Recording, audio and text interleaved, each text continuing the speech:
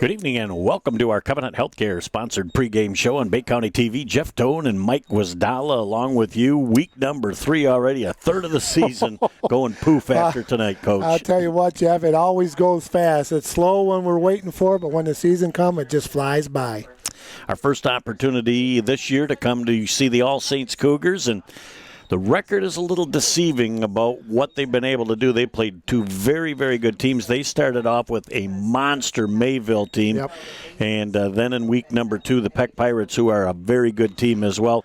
So 0-2 might be a little deceiving for their record. Well, you know, and we talked to Coach Eric Gus before the game today, Jeff, and he was in really good spirits. He likes his team. He's got all his players back, and he felt very good about some of the positive things that they did. They learned some things from those 2 games. You know, when you're playing the 2 top teams in 8-man in the area, it's a tough way to start, but you got to find the good things, work on them, and come out and get ready tonight for a really good Flint International team. Well, this Flint International team tonight is all about speed, and they have got skilled position players that you've got to keep in check. Well, they just can't let them get outside, Jeff, and if they get outside, the fella's got an extra gear for Flint International. Talking to Coach Gus before the game, sounds like he has a good defensive scheme to try to slow this team down. They like to pass it a little bit, little bubble screens, and get those kids out in the open space and let them run, but he's got a good scheme, and if they do that scheme and maybe jump on Flint International early, good things will happen with the Cougars. I think a key to All Saints tonight and their success is they have got to score at least a touchdown early. Get in there early, Jeff. Get some confidence on your squad and maybe shut down Flint International a couple times, get the ball back and do some good things. I also think the key is keep the ball out of Flint International's hands. If they don't have the ball, they can't score. Well, ball control will be there. You mix a little pass just so that you keep the defensive backs and the linebackers accountable so that they're not crowding the line of scrimmage. But a throwback jersey night also for the All Saints Cougars, so they'll be in a little different tint tonight. Well, they're gonna be a lot different than the light blue, Jeff. Hey, nice hat, by the way. By the way, you too. Greg Wagner, the athletic director, gave us a hat to wear tonight, and thank you, Greg, and we appreciate it. It's for the veterans, everybody deployed and who has served, and we tip our hats to you, and thank you so much for your service. And as always, we always say the red carpet. We're going to say Greg and the staff and the gang here at All Saints, they rolled out the light blue carpet for us tonight, just like last week. Columbia. They rolled out the green carpet for us, so we appreciate the support, and we're looking for a good game and a lot of fun. Should be a great game. We'll look forward to all the game action coming back at you. That concludes the Covenant Healthcare sponsored pregame show on Bay County TV. All the game action right around the corner. In the fight against cancer, you are never alone. The Covenant Cancer Care Center pledges to stand by you every step of the way. And standing with us now is MD Anderson Cancer Network, a program of MD Anderson Cancer Center, one of America's leading cancer care providers. This extraordinary affiliation gives families unprecedented access to world-renowned cancer treatment plans close to home. Together, we can fight cancer, hand in hand. Well, good evening and welcome back. Jeff Doan and Mike Wasdala along with you, moments away from the start of our ball game tonight. The All Saints Cougars will have the first opportunity offensively to put points on the board. Let's hope they get off to a good start tonight, Jeff. Track looks good, field looks good, weather's great. Charbonneau and Ducal on deep, and they tried a trickery. Nice.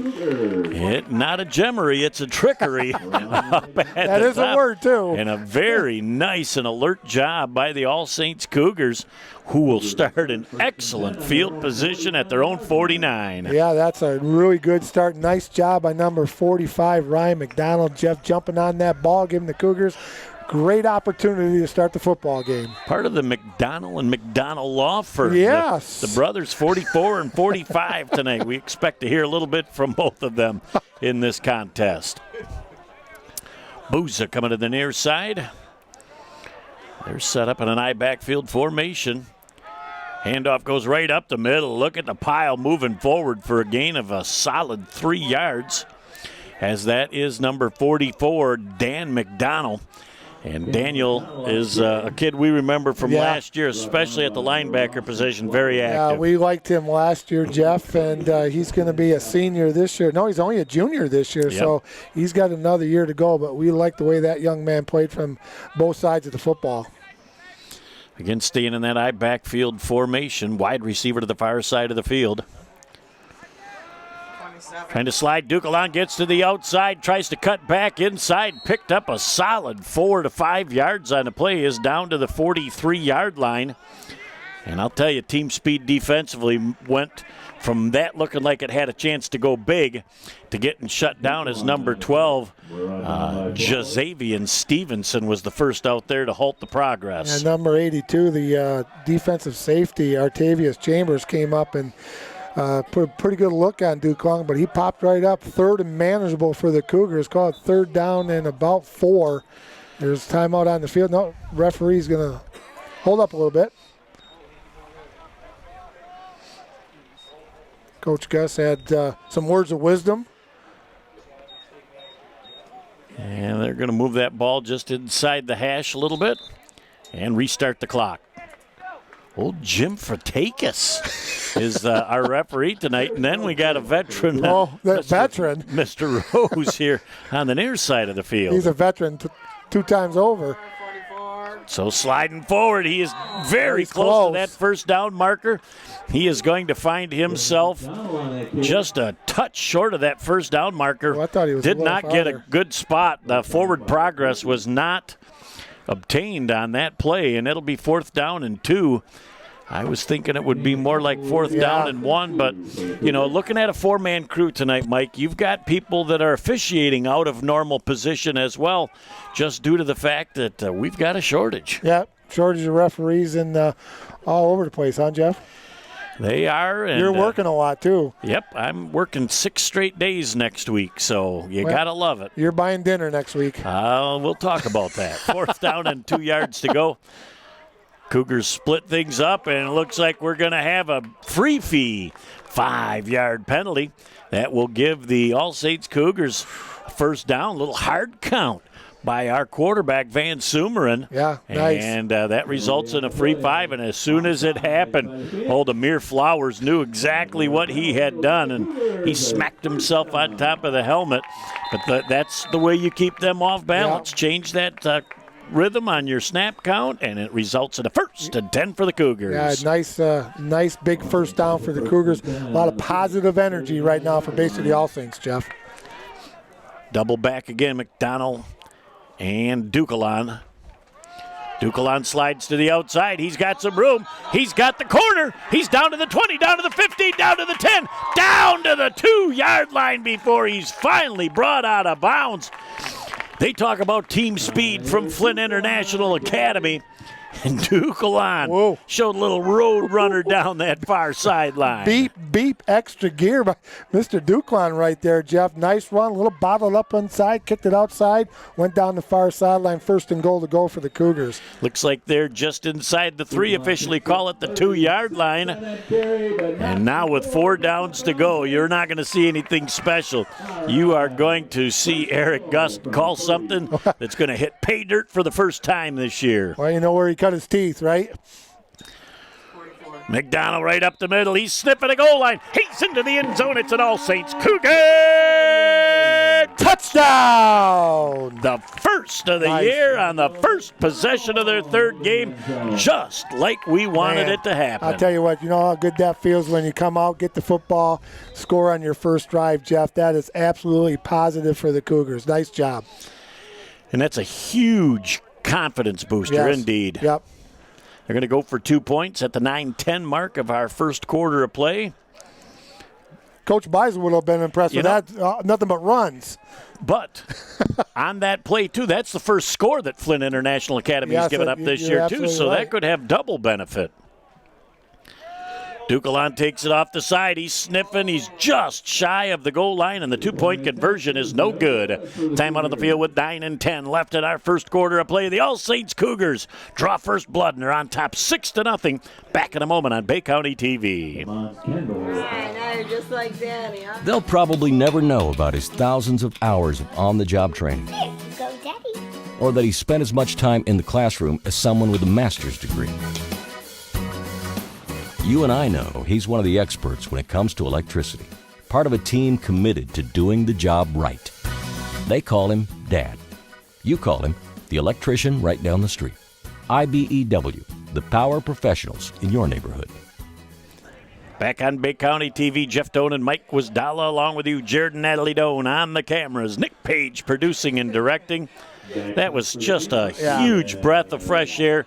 You know, not enough to make Coach Gus smile. He knows it's a long game, but that's got to be a little bit of pressure off the back. That was nice to get off the schneid a little bit, as they say, Jeff. Just take it right down the field, score 6 points with 9:10 to go here in the first quarter. Nice job by the Cougars. High, deep end over end kick, going to be taken back at the 16-yard line.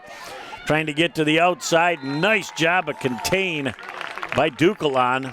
They'll put that ball down at the 32-yard line. At that point, it'll be 1st and 10 for Flint International Academy. Duquelan got up a little bit slow there. At about the 32, 33-yard line. He's had some cramping issues early in the year, too, and that didn't look like a cramp. That looked like he got bent over the wrong way. They're contributing for every touchdown. We'll have to have Sean Sullivan maybe come to take a peek. Yeah, good field position for the Phoenix of Flint International, Jeff, but good special teams coverage by the Cougars. They're up 6-0, 9:03 to go here in the first quarter. They're playing it tight with an I backfield formation. Look at McDonald, turns them around.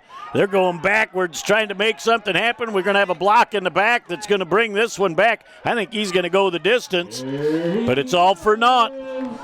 It's going to be a spot foul all the way back from the 24-yard line, and they're going to be almost backed up into Saginaw County. Well, at least the 27th Street, we'll say. That's for sure. And, boy, I didn't see any one of the 4 officials get down to that goal line. No. They know this is a track meet. They got to conserve energy. As soon as they saw that flag, they were like statues. They just stayed right where they're at. But I'm going to tell you, early on, Daniel McDonald does a superb job of sealing the outside off, forcing them to come back around. But now the backside defense has to understand you have to stay home. Yep, stay in your position right there, Jeff. Big break for the Cougars. They're going to take that ball all the way back to about the 9-yard line, I would say, right, Jeff? Nope, they're not. That's a 10-yard penalty, okay, so it'll go back to about the 14. 14-yard. Yep. It'll be just shy of the 15-yard line at that point. It'll be first down and about not 28. Got your abacus working good tonight, my Look friend. how deep in the I backfield they go. Oh, he was pitched to the outside, had a little bit of movement, and see, this team's like, wow, a lot of these kids play defense too, and they're like, we haven't been scored on yet this year. Wide receiver was coming in motion, Jeff, and he just turned it up just a touch too early, and that's what happened. They're going to go back 5 yards. Really nice opportunity right here for the Cougar D. And looking defensively, looks like Tyler Duquelan back on the field, so glad that he was able to shake off whatever happened to him on that first play on the kickoff return. Take a look at Old Glory, Jeff. It's going across the field straight out of the west tonight, so we'll have maybe a little effect on the football. Blowing pretty good. As they're coming out right now in an empty back, there's just a little flip pass to the outside. Trying to get him, and look at the pursuit angle. Absolutely picture-perfect pursuit angle. Use the sideline as an extra defender and take him out of bounds. Very disciplined right there, Jeff. They didn't go inside. They just kept stringing them out, using the sideline. Nice job by the Cougars. Going to be second down and 34 yards to go for a first down for the Phoenix. Yeah, they just got back to the line of scrimmage, but the thing that's awesome about what they did was the far side of the 3 hemmed him in so that even if he cut back, he still had a pursuit angle to get him.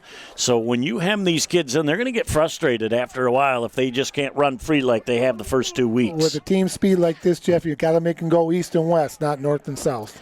Second down and a country mile, 30 yards to go. Motion.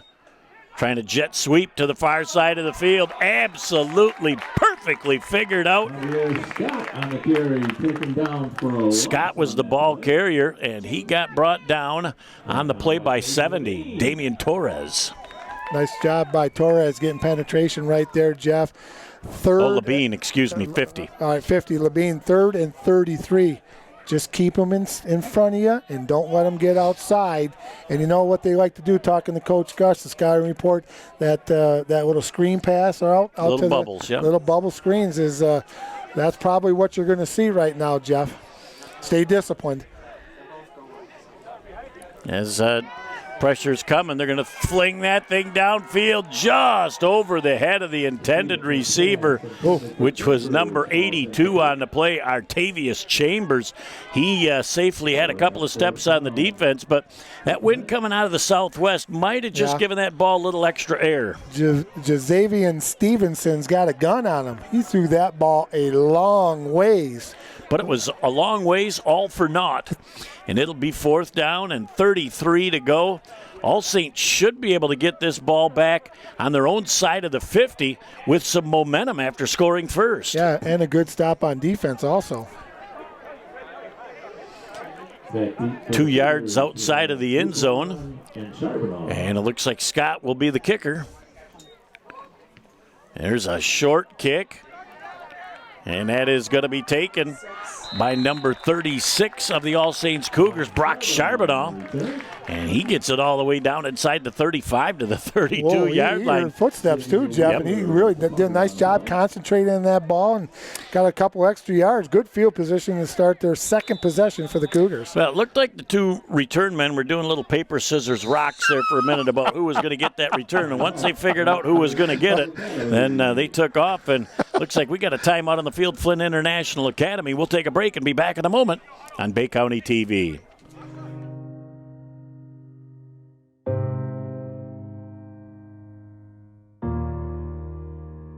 Hi, I'm Zoe, and today I'm here to change your outlook on becoming a referee.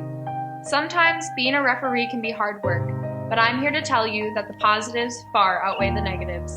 Just think of the impact you could have on the younger generation, the laughs you could share, and the lives you could change. There's an unofficiated game that needs you.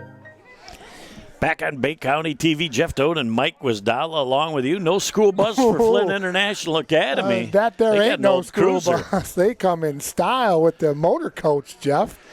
And he struggled to get it in here, but the driver got it in here and got it in, turned it around, so he knows they'll be headed on out as soon as this game's done. Yep. But the game's not starting off smiley for the International Academy of Flint. You know, we talked at the break, Jeff. We talked about Flint International. This is something new to them. They have not been down. They have not been behind. This is not very comfortable for the Phoenix. Again, high backfield formation.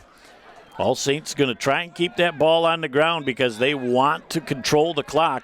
As the ball carrier, Dan McDonnell, again, might have got back to the line of scrimmage. And it'll be 2nd down and 10, but that's all right. When you keep the ball out of Flint's hands, they can't score. Talked about that in the pregame, Jeff. If you got sustained drives, keep the football out of that speedy Phoenix team. Good things are going to happen. Got a little 2-quarterback combination now. Contest started this drive. Van Summeren's coming in. So let's see what Brendan Van Sumeren, the 10th grader, has for the Cougars. I look for Dukelon maybe to get his hands on it here. A little pitch to the outside. Boy, he's got some room. He just puts his shoulder down and picks up the last 3 or 4 on his own. Beautiful run that time by Tyler Dukelon. Young man looks a lot quicker this year than he did last year, Jeff. Running with some authority and not afraid to put his shoulder down, falls forward. Good game for Dukelon. 3rd and manageable. 3rd and 3 for the Cougars. Well, he has a tale of 2 seasons. He was unknown as a freshman, and he ran wild. Everybody knew about him last year. That's an adjustment that he had to make from his sophomore to junior year, and it's obvious that he's made it pretty well. Yep, he's done a nice job. 3rd down and a manageable 3. Ball down on the ground. Looks like Flint International is going to have their hands on the ball. Exchange problem that time from Van Sumeren. Never looked like it got into the belly of Tyler Dukelon. Looks like number 84, Amir Flowers for the Phoenix, jumped on that, Jeff. Be 1st and 10 for Flint International. Tough break for the Cougars. 6:20 to go. And now on the 27-yard line. But you got confidence in your defense. Now the defense has to step up. Keep doing what they're doing. Do not let the speed of the Phoenix get outside.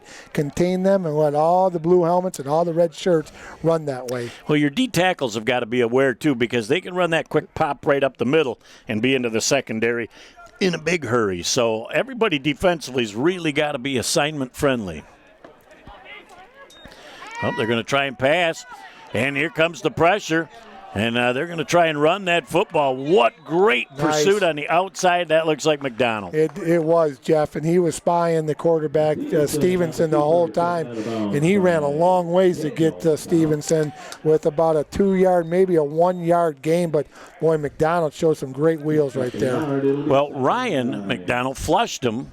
And he flushed him right into the hand, or Daniel flushed him into the hands of Ryan. So that was the law firm taking care of business there, McDonald and McDonald on that play. It's a family affair. A gain of a modest yard on the play, and Flint International Academy has zero continuity offensively right now. They're really searching for identity. And we hope it continues. Trying to get to the outside. There you go, Gwiz. Make them go laterally. The ball carrier on the play is Damon Kendall. And when you had him going sideways, a lot of red jerseys to the football. He got him inside. He had to kick it out, Jeff, and then a great pursuit and just strung it out. Brock Charbonneau did a fantastic job. Stayed right there, made him go to the west of the field, and, there's no place to go. Nice job by the Cougar D. Third down and about 15 yards to go for the first down right now. But, third and long is still not comfortable when you've got this much team speed. You have got to be disciplined defensively, and you've got to make sure tackles. As they go back to the I backfield formation, they may be just trying to run one here and try and work for a little field position. Almost a fumble on that ball. Quarterback's going to go around the edge, and he cuts back across the grain. This is where it gets tough. He is going to be just shy of that first down marker. Oh, he got a generous spot, and he may have the first down. I think he got it, Jeff. I believe he did get it. He didn't get it by much. But again, those elusive runners, you got to get them on the first initial tackle. And then when he came to the near sideline, there wasn't a red jersey to be found. Well, there was only one there, and a very good block freed the quarterback to get around the corner. As Stevenson used his speed then, and very, very fortunate for them that they were able to pick that first down up. A tough break for All Saints defense. 1st and 10 now with a single back, wideouts to both sides. As they try that little bubble, and you got to finish off and hit him hard, and you've got 3 All Saints Cougars out there to finish. That receiver was Artavius Chambers. Chambers is complete. And the defense was out there in a hurry. Daniel McDonald and Matthew Judd. Matthew Judd, yes. We remember him. He's a pretty good player from last year also. Jeff saw him on the basketball floor for the Cougars. Good game, but there's that bubble screen that we talked to Coach Gust about. They get it to number 82, Artavius Chambers. And he's a really good athlete, so in the open space, he's tough to bring down. Well, and if you give up 3 yards on the bubble screen, your defense has done a pretty good job. That ball carried up the middle. Look at the defense coming back as Isaac Booza, as he does a great job of keeping that from being a much bigger gain on the play as Xavier Scott, the ball carrier. Boza's done a nice job tonight, Jeff. I just like the way the All Saints Cougars are playing. Defensively, they're playing really, really well, strong, tackling well, putting a lot of pressure. And one thing that I noticed, a lot of team speed on the Cougar defense. They flow to the football very, very well. They do. This is a big 3rd down and 3 right now for the All Saints defense. From their 47-yard line of the Phoenix. High backfield formation. Again, that quick bubble screen across the middle. And that is number 82, Artavius Chambers again. Dukelon all over him at the defense. Yeah, Artavius Chambers, Jeff, a senior, so he's got some experience playing at that wideout position. Dukelon with a nice open field tackle, but not before they picked up a Phoenix first down. Dukelon bumped the football, so they replace it. And again, man, quick played first quarter here, down to 3:25 and counting left in the first quarter. All Saints Cougars 6, and the Phoenix from Flint International Academy, nothing. First and 10 again as they've got it packed in. Good pursuit from the All Saints Cougars. That pass is overthrown again. Throwing with the wind. He gets that ball up in the air, and I don't think he realizes that gets that extra 3-4 yards on it, that the receiver, number 82, Artavius Chambers, he just stopped because he knew he couldn't catch up to that. He goes, I'm fast, but I'm not world class. That kid's got an arm, man. Yep. He can throw it a long ways. Well, and he'll find when he's going with the wind, too, Mike, he's got to just get a little touch on that ball and let his receiver come underneath it. Yeah, plenty of time to throw, good protection. But like you said, Jeff, that southwest wind might give it a little bit of a float. So it'll be 2nd down and 10 for the Phoenix. That's a win on first down for the Cougar Sure defense. Is. And we've got a penalty flag. I did not see movement. I think maybe 74 lined up in the offensive neutral zone. Before I forget, Jeff, a big thank you to our sponsors for tonight's game, Covenant Healthcare, International Brotherhood of Electrical Workers, Village Towing, AAA Transport, Shirts, Mugs, and More, the official apparel provider for Bay County TV, and the All Saints Booster Club for helping us out this year. So thanks again for all your support through the football season and throughout the year. Well, we did a pretty nice job in the pregame of supporting the concession stand as well, too. Well, we got 3 things of fries in us this already, Tim. What do you think? What are we going to get at the end of the game? 6 or 7 more this year? We got 4 into us already. Jared bought another one. All right, so we're at 4. Our record was 7 last year. We could break that. We'll beat that, I guarantee it. 2nd down and 15 yards to go. Hand off to the fullback up the middle, and he is McDonald right away. Daniel McDonald filled the gap and shut the door down on David Hare. Yeah, Nick Contis got him also, Jeff, by the ankles. And, boy, that's a big loss. Takes him all the way back to the 35-yard line. I'm impressed early on both sides of the football with the Cougars. Yeah, absolutely. That means they had a great week of practice and preparation. They finally got some game film, which was a little bit of work. Hard to find. So 3rd down now and about 17 yards to go. Again, you can never be comfortable even in 3rd and long with this team's speed. No, not with that arm either. All right, legal set. They've got 3 in the backfield. Back to pass. They're going to throw this thing downfield, and it's just overthrown again. Again, the quarterback, Jazavian Stevenson, bangs his hand down on the turf. He realizes he's potentially had 3 touchdown balls, and he put a little more touch on that ball, but still not enough.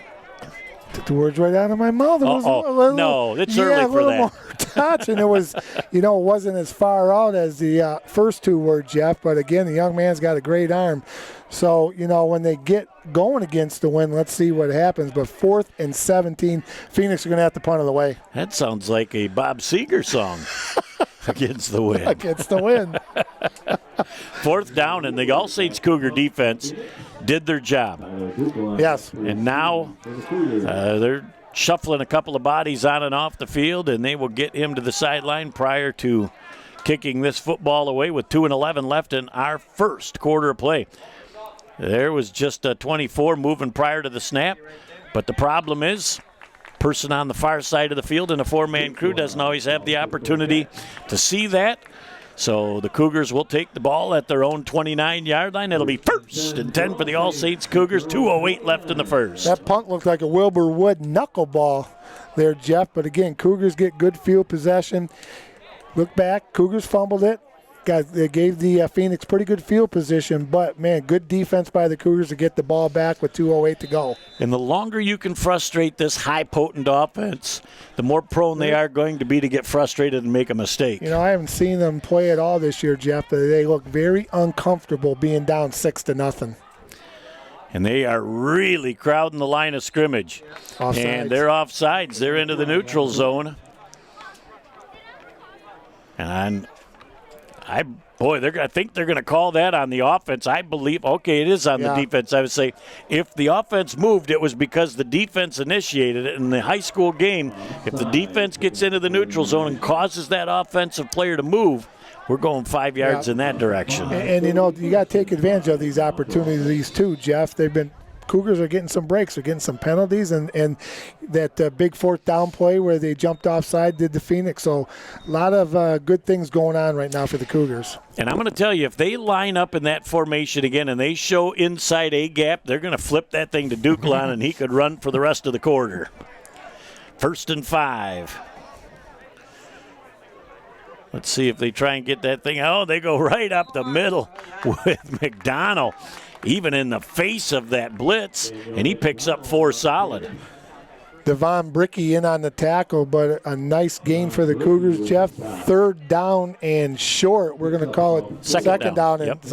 Second down and short for the Cougars. Again, good blocking at the point of contact right there, Jeff, by the offensive line for the Cougars. Got to show the big fellas some love on that offensive line. Well, and you have got an excellent conditioned field, too. With all the rain we've had in the last 3-4 days, the field is in great shape tonight. 2nd down, 1 yard to go. Trying to pull forward. Look at Duke a lot. He pushes forward. I think they're going to give him the first down. I think you're right. Not even going to need to measure. And David Hare with the stop. Yep. Good peepers. 1st and 10. You did that without binoculars. Wow. That was my official's eyes. And that was all extra effort by Dukelan. He was stopped in the backfield, and he willed himself to that first down. Another big first down for the Cougars, Jeff. Like you said, under a minute to go here in the first quarter. This could very well, depending on how long the play takes to get off, could be the last play of the first quarter. Good discipline. The ball's down on the ground again. And it looked like Van Sumeren was backing out without the football. Don't know if the center was a touch late with the snap or if he was trying to pitch that thing to the outside before he had it. And I don't know if the left guard, Jeff, was pulling and knocked it out of his hands, but unfortunate break for the All Saints Cougars with 44 seconds to go in the first quarter. Boy, that's a tough break. Good field position for the Phoenix. Well, the Cougar defense has been stellar good. The whole first quarter. Might as well keep it up now with 44 ticks left in the first. With that type of a turnover right there, do you think the Phoenix will put it up in the air, go for the big strike right now? Watch out for that. I think they're going to try and get a drive together. I think they realize that they can get people deep. I think they're going to try and get some continuity offensively. Just as I say that, they go spread with nobody in the back unless it's the quarterback keeper. As that ball is deep, and again, those receivers look like they're giving up on that pass a little bit early, Mike, because that ball's overthrown, but, you got to be able to maybe lay out and get one of those. Xavier Stevenson, again, throws it a little bit too long, Jeff, but, I like that call by the Phoenix at 1st and 10, just go throw it up, try to get a touchdown. Because they're just way out of sync right now, the Phoenix. Well, Ryan McDonald had an opportunity to really lay out Stevenson, and he backed off on him. He was a step away, and he didn't want to pick up a cheapie. He let him know he was in the house, though. 2nd down and 10. Stevenson back, a pass across the middle. Look at that, splitting the defense and coast to coast. It's Artavius Chambers and an International Academy of Flint. Phoenix touchdown. Wow. Just that quick. A slant pattern. Whoa. Goes to the house. Man, that young man's got some speed. 6'6", Jeff, 32 ticks to go in the first quarter. And again, talking to Coach Gus before the game, that was one of his concerns, those quickie ends and those type of bubble screens by the Phoenix. As they certainly have been effective with that pass. When they complete that pass, it's to the house. 2-point conversion. Look at, they bring a big one in at the fullback, big number 74, Tyreek Ross. Where do you think that ball's going? Don Rose, he's going to need a Tide stick on that hanky by the end of the night.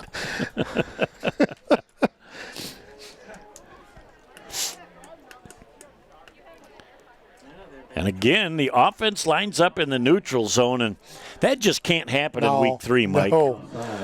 Those either give you gray hair or you lose your hair at this point in the season, Jeff. There's just no reason. Or gray before it falleth out. Yes and yes. And it'll be the 2-point conversion from the 8-yard line. Little confab over on the far sidelines. Jimmy Fertakis says this is what we've got. One on time down, ready for play, 25 seconds on the clock. Bing, bing, and bang, and we'll find out if they can get it out on time. They're taking their time bringing this in from the sidelines with Stevenson.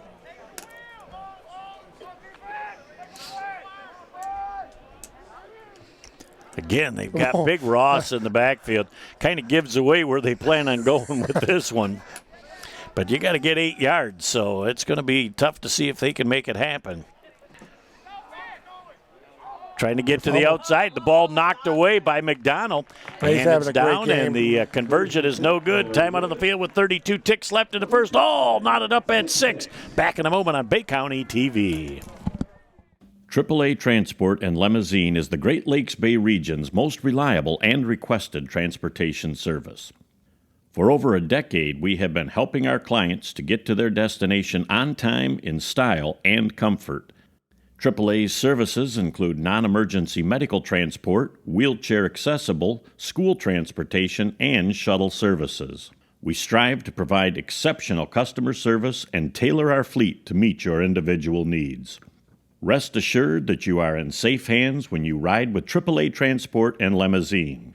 To set up your next appointment, give us a call at 989-893-8294.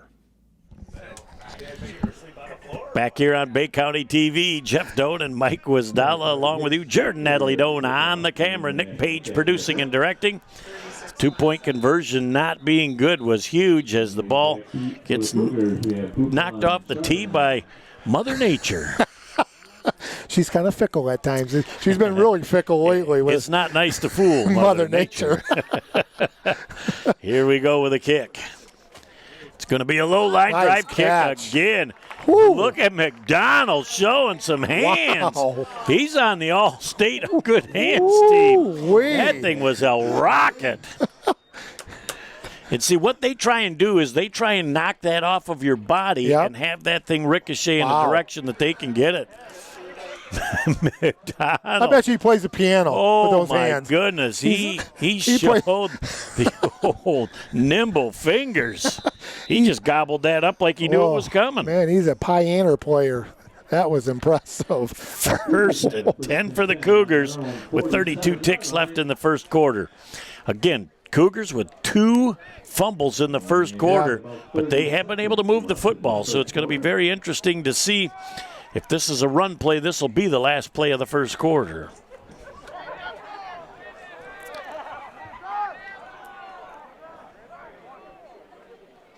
As they are up right now. And he just has a quarterback keeper, and he's going to get back to the line of scrimmage. Boy, Dukel on to the outside. Did they fumble again? Phoenix came up with the ball. I'm not sure if they. Nope, it's second down. No, he was down very quickly. Okay. So all right. If the ball came out, I didn't after hear the fact, whistle. And the head coach just, if the head linesman would have turned around, there may have been a little 15-yard unsportsmanlike penalty. And you've got to, as a head linesman, you got to have just a little bit of patience. But at some point, you got to let them know that this is not accepted behavior. At the end of our first quarter, All Saints 6, Flint International 6. Back in a moment with the second quarter on BCTV. So your car is getting towed and you're not sure where to take it? Try Village Towing and Auto Repair. Our expert mechanics are here to help assist you with all your repair needs. We have over 30 years of experience with motor vehicles, so you know you're getting the best work that you can find. Stop by the shop at 2377 South Huron Road in Cuckolin or give us a call at 989-684-9607.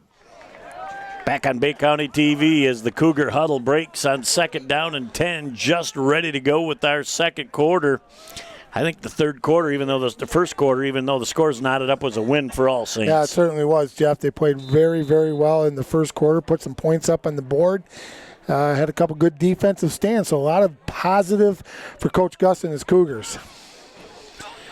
Now let's see what the International Academy of Flint's going to do defensively. They're still packing and stacking it inside. They're just now split backs in the backfield. And what do we got here? Old Don Rose has got something. I'll tell you what, when he gets home tonight, that thing has got to go in the laundry from all those grass stains. I don't think Mama's going to be too happy with him when that yellow hanky comes back green. And that's another encroachment by the International Academy of Flint. And the Cougars will take those free fives all night long. Absolutely. That'll cost them 5. Easy 5. Second and 5 now for All Saints. Now, as we have not even officially had an opportunity to run a play yet. Second down and 5 yards to go as the Cougars come up to the line of scrimmage. And the International Academy of Flint's really giving an opportunity for the Cougars to get that ball to the outside. Again, offset, split backs. And they're going to have a little halfback pass. Just didn't have enough time to materialize as Amir Flowers got into the backfield and didn't allow that pass to develop. And unfortunately, because that was a great play, great call. That was a great call too, Jeff. They were not ready for it, but they got a little pressure on Contis, who was playing the halfback at that time, and he threw the ball, but just didn't have enough time to set himself. So 3rd down and 5 for the Cougars, just underway here in the second quarter. Nope, I like it because you showed just a little something different. And had it not been for Amir Flowers' team speed, then that play could have been a touchdown. You can run that play when your team has a lot of confidence like the Cougars have right now. They went deep into the playbook through that, but that was a nice play when you have a team like the Cougars are playing right now. All right, all up and near the line of scrimmage. 3 in the backfield, legal formation. Back to passes Van Sumer, and he throws that on the outside. A little miscommunication out there as Jason Boza did a curl, and that was kind of a fade pattern that was thrown that time by Van Sumer. And it'll be 4th down right now, and I think All Saints is probably going to have to play field position and kick it away. But I've been wrong on more occasions than I've been right. But that's over 25-some years, though, so that's not a bad percentage. All right, I'll give you a little love for that. There's volume. There's volume in this. All right. I mean, once wrong in a year in 27 years, that's not bad. All right. And see, it's going to be this year again. As I see if they maybe flick this to Duclain out of the backfield. They're going to call timeout. The Cougars are going to talk things over. We'll take a break at 11:51 left in the half. All Saints 6, Flint International Academy 6. Back in a moment on BCTV. At Covenant Healthcare, we lead with the most advanced technology. We lead with the most experienced, comprehensive medical and surgical teams. We lead with partnerships to teach our future doctors and with organizations who help us bring world-renowned care close to home. We lead because our patients are at the center of everything we do. Covenant Healthcare, extraordinary care for every generation. Back here on Bay County TV, Jeff Doan and Mike Guazdala along with you. And 4th and 5, let's see what the Cougars got in their bag of tricks here. And they go hard count. Whoops. They did it. Duclain to the outside. Tries to come forward, breaking the tackle. Look at the young man finish it off in style. Oh, great call. Determination gets him the 1st and 10 for the Cougars. That is absolutely a gorgeous run right there by Duclain. Broke a couple tackles, kept his momentum going, Jeff. And again, good running backs do what? They fall forward for that extra couple yards. Big call right there for the Bay City All Saints Cougars, 1st and 10. Well, I think it showed again their propensity to be able to get that ball to the outside. What? Oh, yeah. Spell it. Propensity, yes. 1st and 10 for the All Saints Cougars. Again, they are going to the offset eye. The ball on the ground. Looks like the Cougars got this one back. Pulling out. I think Van Sumer's pulling out early. A little bit early. He's anxious to get that play going. recovered by the Cougars. But there's a loss of Modest loss of a yard on the play. Second down and 11. Got it back. As Duclain comes out for a play. Unless he's bringing the play in from the sidelines. Looks like that's what he's doing. Going to tie that shoe. Kicks are a little loose. Yeah, the way he ran that last one, he would have run right out of those shoes and still kept going. That was a thing of beauty. Again, now they will. Oh, there's a little Wildcat going move on here, things my out right friend. now, and Duquelan is in the Wildcat. Yes. They're all set in the backfield. Go, keeper. Duquelan cuts to the outside again, makes some people miss, tiptoeing through the tulips down the sidelines with a beautiful run inside the 30-yard line down to about the 28. So that is going to make it a very, very doable 3rd down and about 2. Boy, I tell you what, he is tough running outside, Jeff, and he just has a nose to get to where he wants to go, knows where that 1st down marker is. What a great run by Duquelan. Well, and I think what Tyler Duquelan has just sent a message to the International Academy of Flint, that first arm tackle is not going to bring me down. You better bring a man-sized tackle to bring me down, otherwise I'm going right through you. Hey, but he's a $145, Jeff, but he runs really, really hard and has good lower body strength. So timeout on the field. It's an official's timeout. Official timeout, yep. So Oh, he had the shoes lace. Something happened with the lace. oh, he's trying to do a little Denard Robinson out there. Going to go a little shoelace. I knew that was coming the minute he went down to tie the kicks. Oh, well, let's hope he can make that happen. As the All Saints Cougars again in perfect position. I mean, you've got the whole playbook open on 3rd and 2 here. Wide. To call anything you want, first page to last. Yep, absolutely right. Van Sumeren coming in. Duquelan will come on over. Duquelan's just going to get the heads up on the play. And I did not see at what point they started the 40 seconds again, but I still see that they're down to 10 seconds. They've still got time. Oh, yeah. Duquelan has got it, and there's another free 5 with the hard count. Take it. I'd decline it. I'd rather see what they were going to run on 3rd and 2. That's why you're sitting up here, brother. You are correct. But, that's Again, a couple, 3 times they've done that. That's at least 4, Mike, and when you do that, you have to go hard count all night long to keep the defense on their heels. Yeah, that is another good job by Duquelan right there, Jeff. An easy 5 yards for the Cougar. Pick up that 1st down. Those are huge. And Coach Jalen Holmes over at Flint International just scratching his head right now, trying to figure out what's going on with his squad. Well, this is things his kids haven't had to endure in the first 2 weeks, and it's something that's really going to test them. Look at Duquelan with the quick feet. He cuts to the outside. He turns the corner. He's at the 10, the 5, 4, 3, 2, 1. Is he into the end zone? He is tickling it. Did they give it to him? No. They're going to say he is out of bounds at the 2-yard line. Nice job. We'll cut inside, Jeff. Nothing there, cut outside. And you know what? That young man's got an extra gear. Flint International Academy, I don't think they've seen any speed like this in their first 2 games. Well, that was supposed to go between guard and tackle, and he took that jump step to the outside, and he was back to 100% in about 2 steps. Good read. Good vision. Now Van Sumeren coming back in. They have got everything going their way. Just under 10 minutes left in the half. Cougars knocking on the door. Up back is McDonald.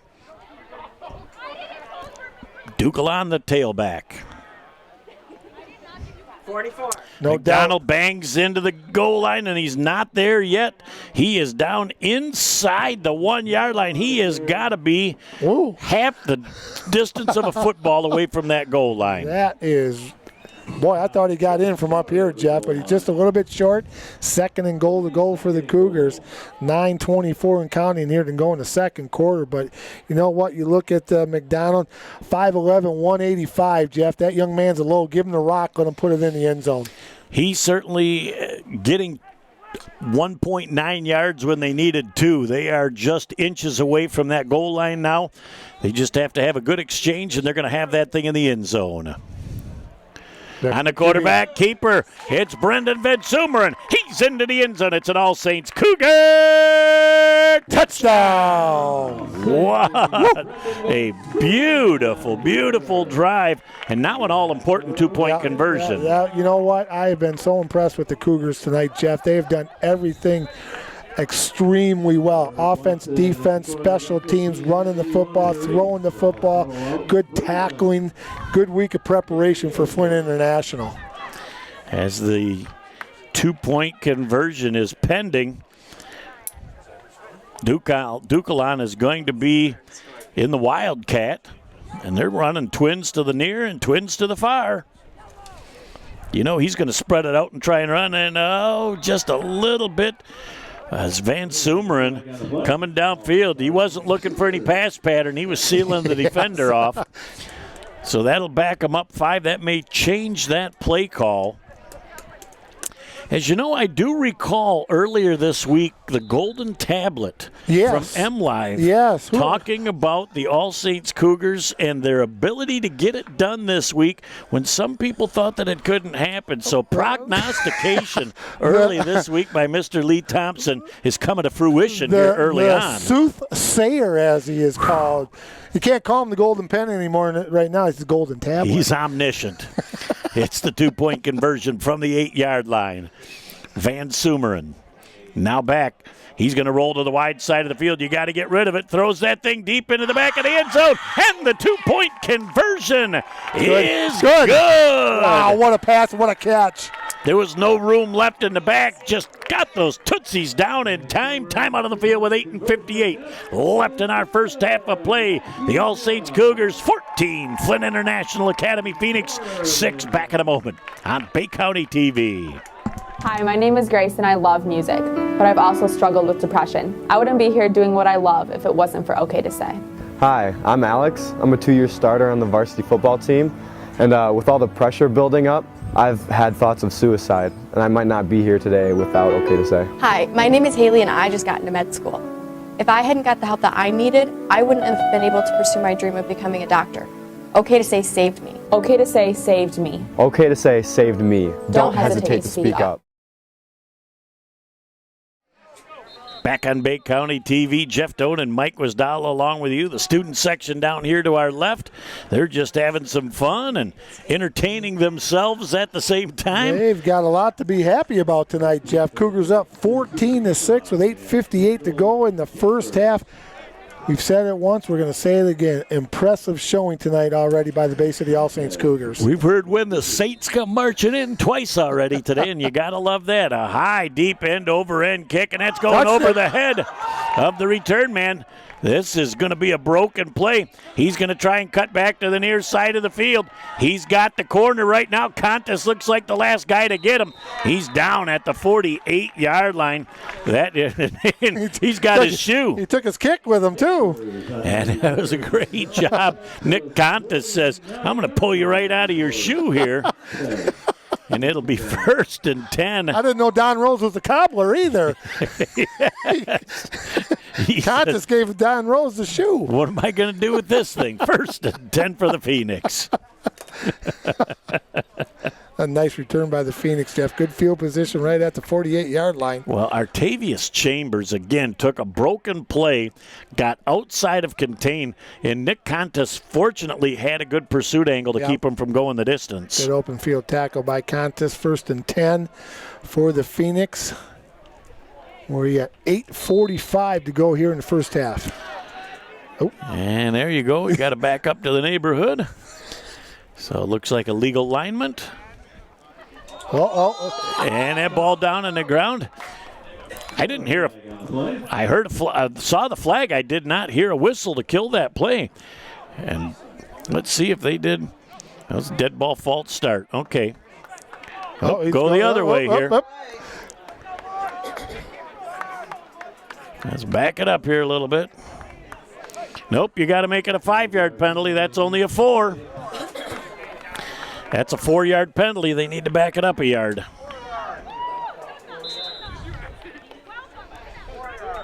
One more to go. Well, he got a little confused as he went the other way. Right. You need to go back to point 0 and mark off the 5, so he gets a demerit for that. As it'll be 1st down. Back to pass again. What a catch that time by number 32 on the play.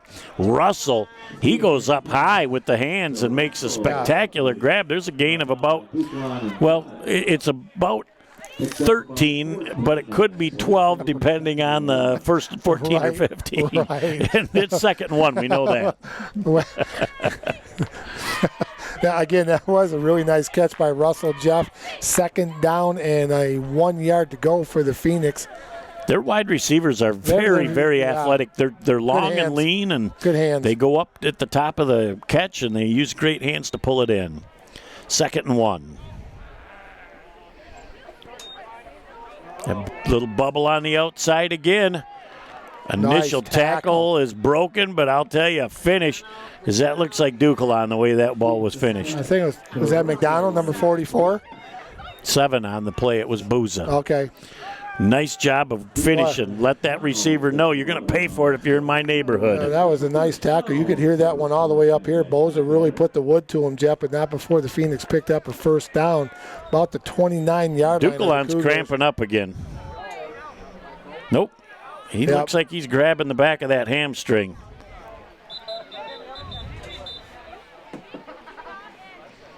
Dukelan's coming out. Jimmy Fertakis says, I see you grabbing your hammy, and you're going to come out of the game.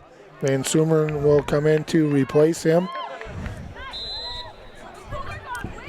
Hope that young man can get back in, Jeff. He's had a great football game. There's going to be a timeout on the field, all Saints. Yep, Coach Gust is going to take it because Dukelan can stretch that out. Now he can come back in the game without missing a play if that thing is stretched out. 7:46 left in the first half.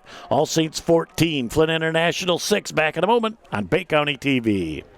You treat your family with extraordinary care every day, which is why when it comes to their health, more of you choose Covenant Healthcare.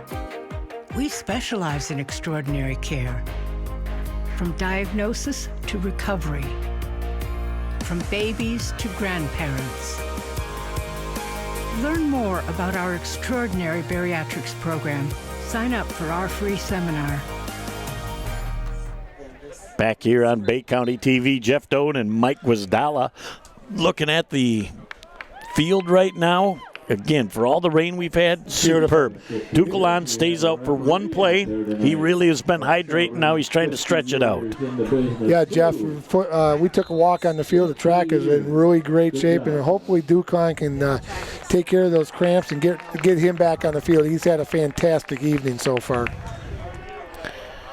Handoff going to the outside again. Contained loss, but nice job out there as the defense rotates to the football in a hurry again. There is a gain on the play, though, of about 8 or 9 yards. Charbonneau in on the tackle for the Cougars, Jeff. Good gain for the Phoenix. They got about 8. We'll call it 7. Mm-hmm. 2nd down and 3. 7:39 to go in the first half.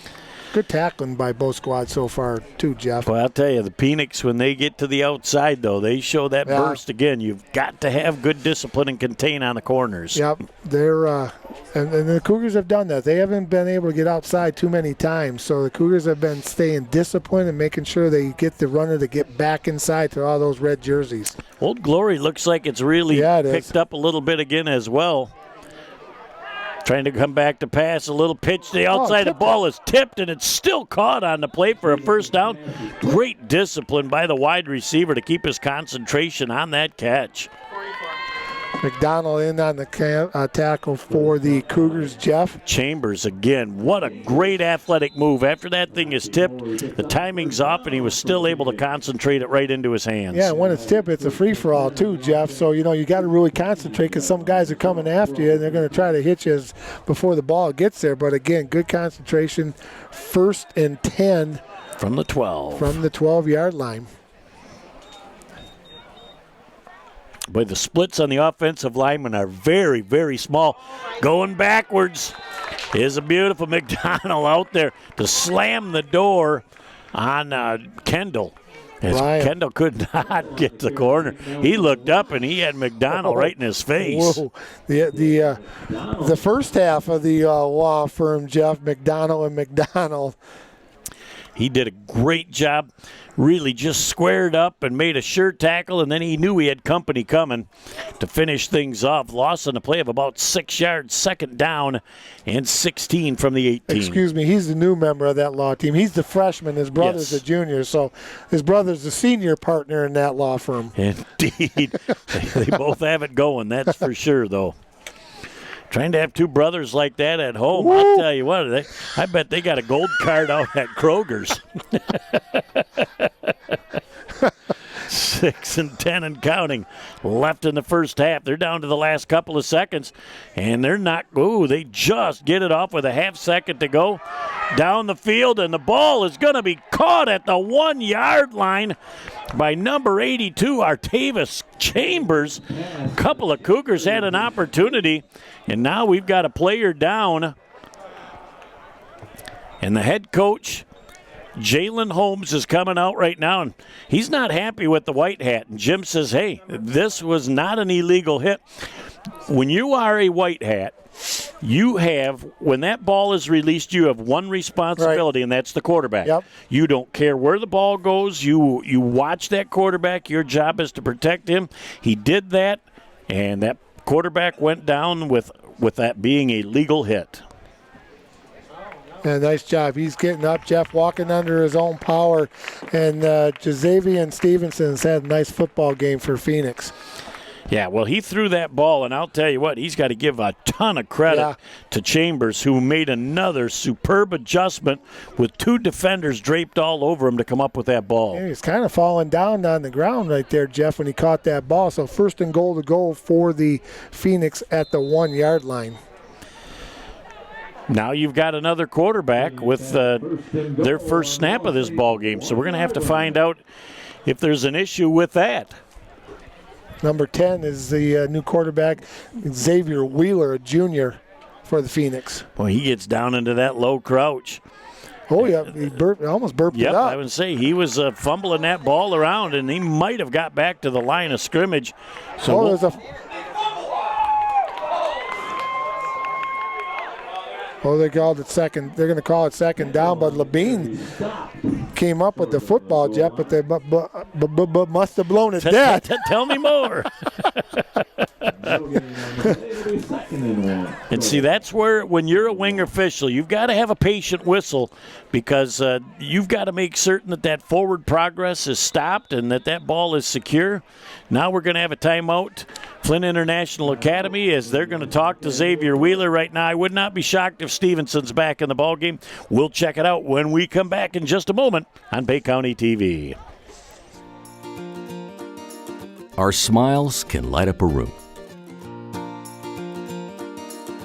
Our work can light up an entire city. We're the men and women of the IBEW, working with a code of excellence that guarantees the job will be done right, on time, and safely. We're lighting the path to the future. Let us show you just how bright that path is. Back here on Bay County TV, 2nd and goal from the 1. Here we go. Wheeler's going to have another opportunity under center. Let's see if this exchange is better than the first. They hand it to the big number 74, Tyreek Ross, and that's a load. He didn't get it by much, so I'll tell you what, Jeff, he had to work for that. They were all over him. He's into the end zone. It's a Flint International Academy touchdown, as he is a load running that football. And he comes right back out and will be in that fullback position again. Cougar still on top by a deuce. His Old Glory is just stiffly coming out of the west-southwest. They had good penetration right there, Jeff. Good 2nd and 3rd effort by Ross to get in the end zone. He did not make it by much. Labine had him low, and a whole bunch of them hit him high, but he just got into the end zone. Wheeler under center again. Oh, he almost fumbled, and the big boy doesn't get to the end zone. Time out of the field with 5:09 left in the first half. All Saints 14 and International Academy of Flint 12. Back in a moment on Bay County TV. Sports give so many opportunities to kids. It gives them an opportunity to see where they fit within a team, persevere, understanding how to work with different personalities. Those are the lessons that will make you a successful adult. As a mom, you have to have an understanding of what concussions are. Concussions are things that are treatable. If we take care of athletes, they will be able to develop and have a long, happy, healthy life. Back here on Bay County TV. Looks like we donated again tonight, Coach. First time since last week. There's a low driving kick that the Cougars are still going to get a chance to pick up. And they're going to say that his knee was down on the ground, and it was very close. Yeah, it was. And it looked like Charbonneau had an opportunity. He split a seam, and he was ready to go right up the middle. But he did not keep that knee up off the ground when he picked up the ball off the ground. Yeah, that was close, Jeff. But again, referee was all over it. The knee did go down, but the Cougars come away with good field position. 1st and 10 with 5:06 to go in the first half for the Cougars at their own 30-yard line. Let's see about a 5-minute drive with points here to end out the first half. That would absolutely be fantastic for the Cougars in the red uniforms tonight, Jeff, honoring our 9/11 heroes, servicemen, and again, want to thank everybody for the service. Out of the Wildcat with twins to the near side and twins to the far side. Dugalon goes right up the middle. Great tackle that time defensively by 24, Devon Brickey. That was a nice tackle. As he got hit from both sides, but I still like that Dugalon, he was moving forward right at the snap, anticipating his own snap count. But I like that play, and if he splits the defenders, he's got a lot of running room. You know, in between the tackles, Jeff, he's very effective. He gets outside. He can run pretty good, too. So, you know, you just never know where he's going to go. 2nd down and 7. Again, they're going to go empty in the backfield as they put Dugalon to the near wing. Got a legal lineman. Van Sumeren on the quarterback keeper. Makes somebody miss. Coughs up the football again. And it goes over for the 3rd fumble loss to this first half. As the Phoenix jump all over that ball again. As that looked like Wheeler picked up the fumble. No, Jeff, I think it was number 84, Amir Flowers. Yeah, it came from the other side of the field, and the ball just kind of died. And Flowers came a long ways, but a big turnover with 4:13 to go in the first half for the Cougars. Well, that was just tough. He had a nice gain on the play, but the ball just burped up. Well, he made a great move to make the first tackler miss. And Van Sumeren then had that ball on the inside arm, needed to move it to the outside arm to protect it, because then if it gets knocked away, chances are it's going out of bounds. Correct. He'll learn. He's just a youngster. He's a sophomore. So we'll see if the turnover will be an opportunity for the Cougar defense to step up. Oh. And I'm going to tell you what, alligator arms caused that pass to be incomplete. Artavius Chambers was coming there. Boza had the choo-choo train that was lighting his numbers up, and his arms got short. It was going to be Harvest Moon time, my friend, right there. He was going to be shined up all right because he was definitely sized up. He realized that, and he wanted nothing to do with that skinny post. Tyrannosaurus Rex arms. That quick slant was dropped in a hurry. Quarterback in again to Xavion Stevenson back in the football game for the Phoenix, Jeff. 2nd and 10 for Flint International. Split backs in the backfield. Right there, okay.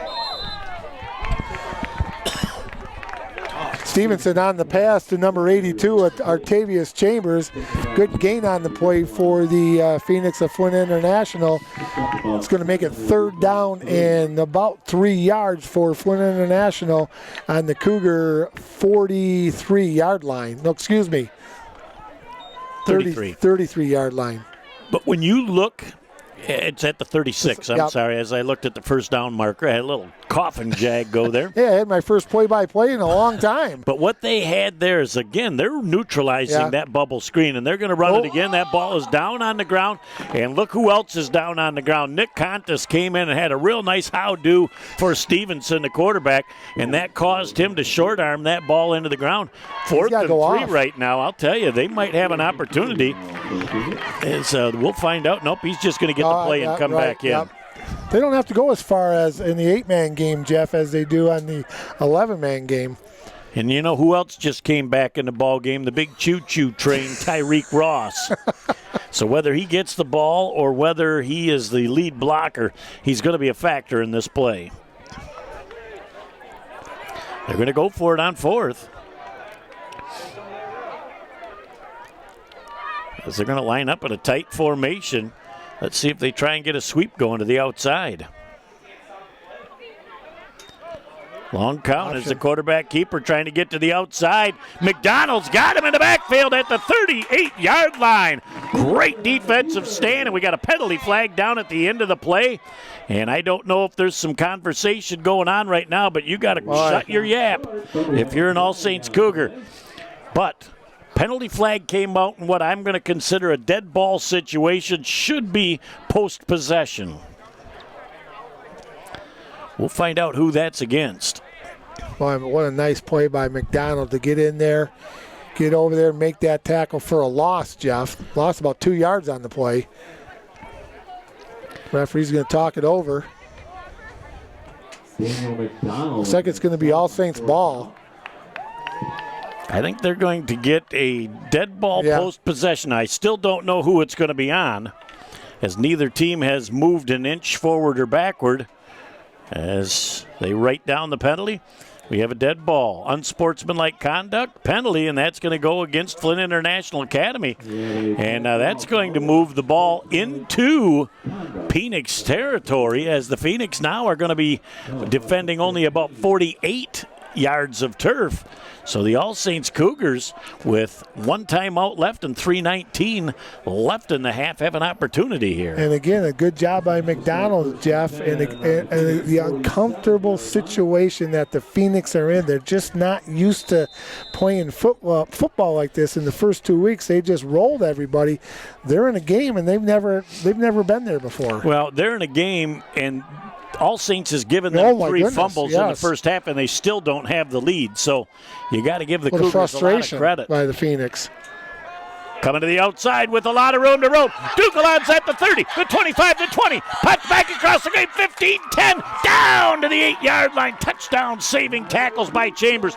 That defensive back came up. He wanted nothing to do with Tyler Dukelan because he was sizing him up, and he said, I'm ready to go through you. And he said, here you go. You know, he can go through you or he can go around you, and that was a nice run by Dukelan right there. And it's going to be first and goal to go for the Cougars, just about the 9 or 8 yard line, Jeff. What a nice run. They're going to call it all the way into the 7-yard line. That was a great run, and I'll tell you, determination and finish on that caused the Phoenix to back away. They didn't want nothing to do with him in the open field. And I'll tell you what, he gets out there, and they caught him from behind. The DB came a long ways across the field to stop that touchdown. First and goal to go for the Cougars. 2:45 to go here in the first half. Matthew Judd to the wide side of the field, along with number 44 on the play, Daniel McDonald. Out of the shotgun, Tyler Dukelan. He's down inside the 5, down to about the 3-yard line. They may give him the 2. As that was another great run. He's got to be careful he's not moving forward a little bit too soon. He's almost leaning at the snap, and you certainly don't want to give away 5 yards of real estate, as that ball's right on the 3-yard line hash where they set it for the extra point. Second down and goal, 2:10 and counting left in the first half. They can take plenty of time here to make this score. This is a big score right here if the Cougars put it in, Jeff. Just under 2 minutes to go. Take your time, run some time off the clock. Got the big package in there, McDonald. Dukelan off of the left tackle. 2-1-0. He's into the end zone. It's an All Saints Cougar touchdown. Wow. Impressive drive. But with $1:48 left on the half, they left a little bit of time for Flint International, but a great drive. Lots of time on the clock, Jeff, but I will say one thing. I like the way the Cougar defense is playing tonight. They've been doing everything that they worked on all week, and we talked to Coach Gus, and when we were talking to him, you could just tell that he felt really good about his team going into this game tonight. Well, and last week, 2 of his better players were out with injury, and he got them back this week, and they were only down with 2 minutes to go in the half, 6-0. So there is a little bit of exuberance from the left tackle, Torres, as he missed the snap count. And this is a very important 2-point conversion. This would put them up by 2 possessions. Do you think it is? Is it a Village Towing key 2-point conversion of the game? It could be. It is now. But again, this changes your play call from the 3 to the 8-yard line. Again, I look for maybe a pitch pass again or trying to get Dukelan to the outside because both have had merit.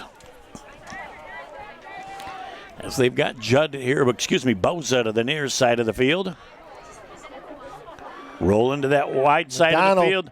The ball on the inside. Nice. Look who comes as that's number 82 again. Chambers with a great stop defensively. Time out of the field with $1:48 left in the first half. 20-12. All Saints over the Flint International Academy. Back in a moment on BCTV. Another fall Friday night, and your kids should be playing high school football. It's a fun game, and it's safer than ever. It's safe because the rules, the coaching, and the equipment are better than ever before. As a result, serious injuries are at an all-time low. Seriously. And build strong schools, lifetime memories, and tomorrow's community leaders. And it's mother approved. It's a great game, and we want to teach it to your kids. Back on Bay County TV, Jeff Doan and Mike Wisdala along with you, Jared and Natalie Doan filming tonight, and Nick Page producing and directing. It's our BCTV family. Cougars up by 8. There's a high, deep kick again. It's going to be taken on the 17-yard line by Flint International Academy, trying to get to the outside. Hedged in very well, and a great open field tackle by the All Saints Cougars, bringing down Chambers. Tyler sized him up, and he finished him off. So that kick return took 8 seconds with $1:40 left in our half. All Saints has an 8-point lead.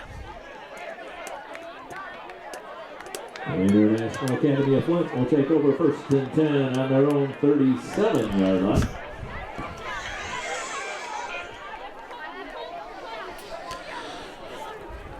Big stop time for the Cougar defense. They have got to make things happen.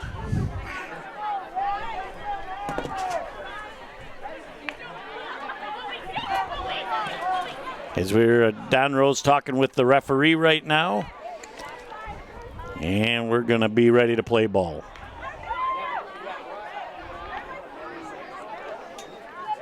Another quick to the outside, a tackle broken. Man, and what McDonald a nice tackle. gets to the outside, very close to that first down marker. Nice tackle again by McDonald. Stops the clock, Jeff, going out of bounds. $1:32 to go here in the first half.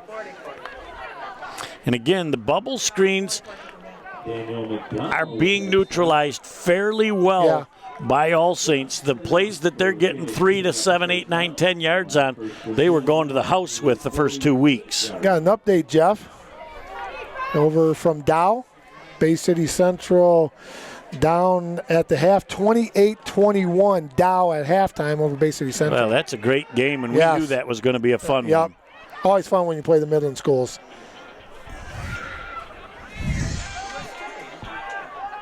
As a long pass downfield and a nice adjustment by the quarterback turned wide receiver, Stevenson.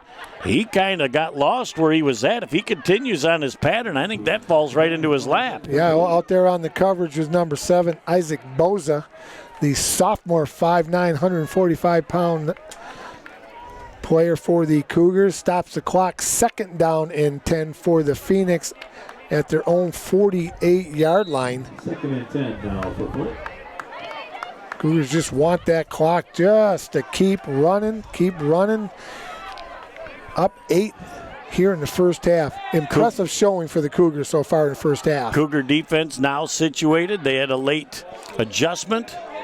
And that new quarterback, Wheeler, is going to throw that thing high and deep to the outside.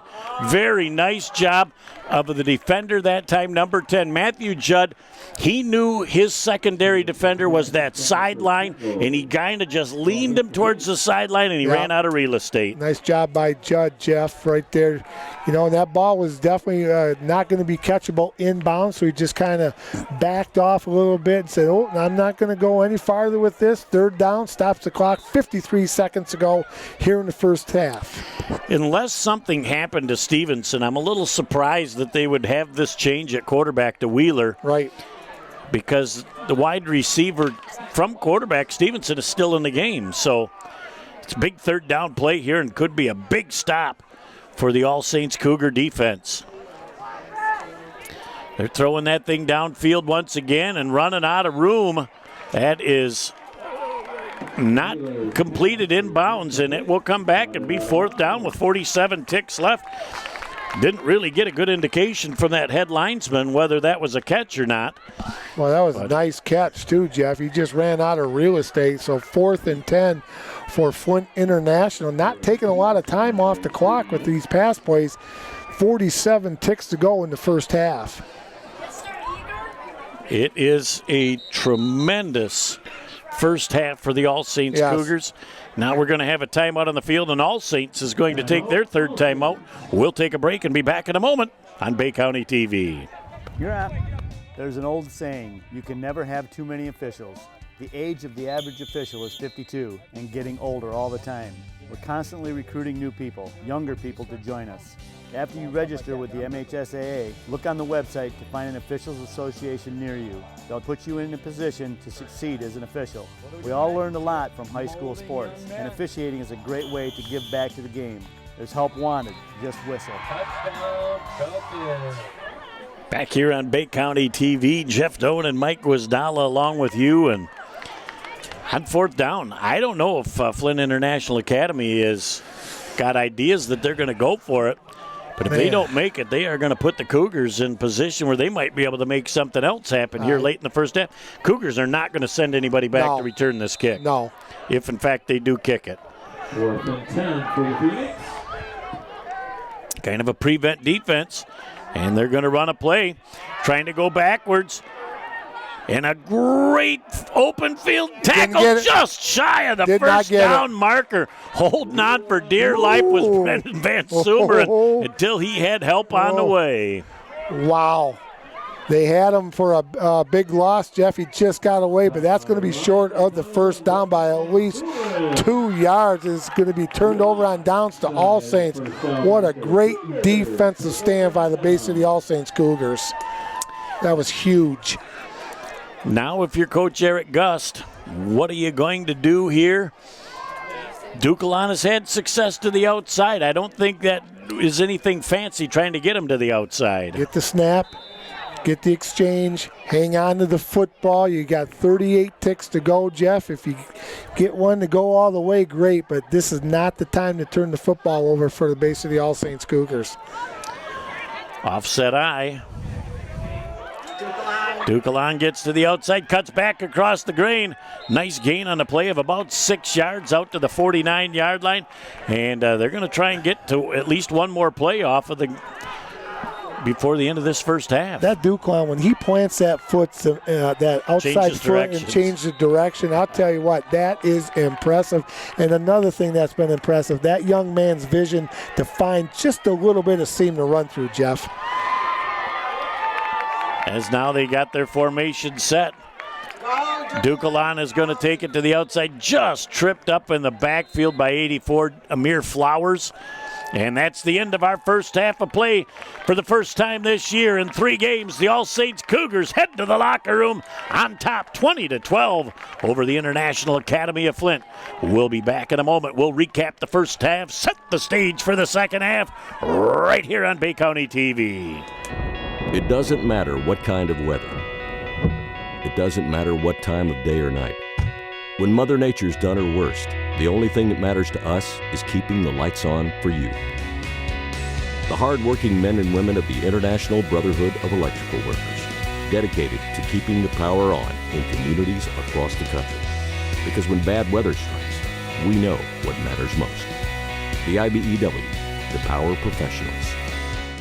Good evening and welcome back to our IBEW 692 halftime show here on Bay County TV.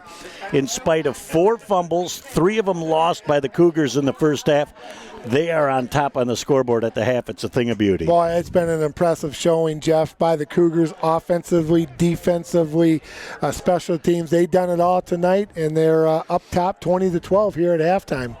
We talked about the key to success for All Saints tonight was to score first and score early, and they took care of both of those. They did a really nice job, Jeff. Got the ball first, took it right down the field, got that 6-0 lead. And on top of that, we also talked in the pregame show, do not let Flint International get outside. They have strung them out, making them run east to west on this football field. They have not had a nice open lane to get down the sidelines. Good job by the Cougar defense. good game plan so far by Coach Gus and the staff. I like the altered hard snap counts, too, because they've gotten 5 encroachment penalties in the first half on Flint International Academy. The third quarter is of huge importance to both teams. The Cougars aren't used to holding the lead, and Flint International Academy hasn't had a point scored against them in 2 weeks. If they get down to crunch time, we'll find out truly what they're made of. Yeah, it's a little bit out of comfort zone for the Flint International Academy Phoenix team, Jeff. They're doing they're not here. They're not used to this. They've had 2 easy wins. This is tough for them. Cougars, they're going to continue to do what they're doing. They don't have to make any changes. It's been an impressive showing. So, it's going to be an interesting second half. Good luck to the Cougars. Well, I think the first possession of the second half is a lot to go on what's the second half going to be, because Flint International Academy gets their hands on the ball first, and if the Cougars can make a stop and get a score, it is going to be a lot of fun. Well, the quarterback's overthrown a lot of wide-open receivers so far, Jeff, so got to keep that in mind. But you know what? You go in at halftime as Varsity All Saints. I don't think you make a lot of changes. You keep doing what you're doing, and you'll come out of here with a victory. Well, Flint started Stevenson at quarterback, and they've gone to Wheeler, but Stevenson remains in the game, so I don't think it's an injury thing.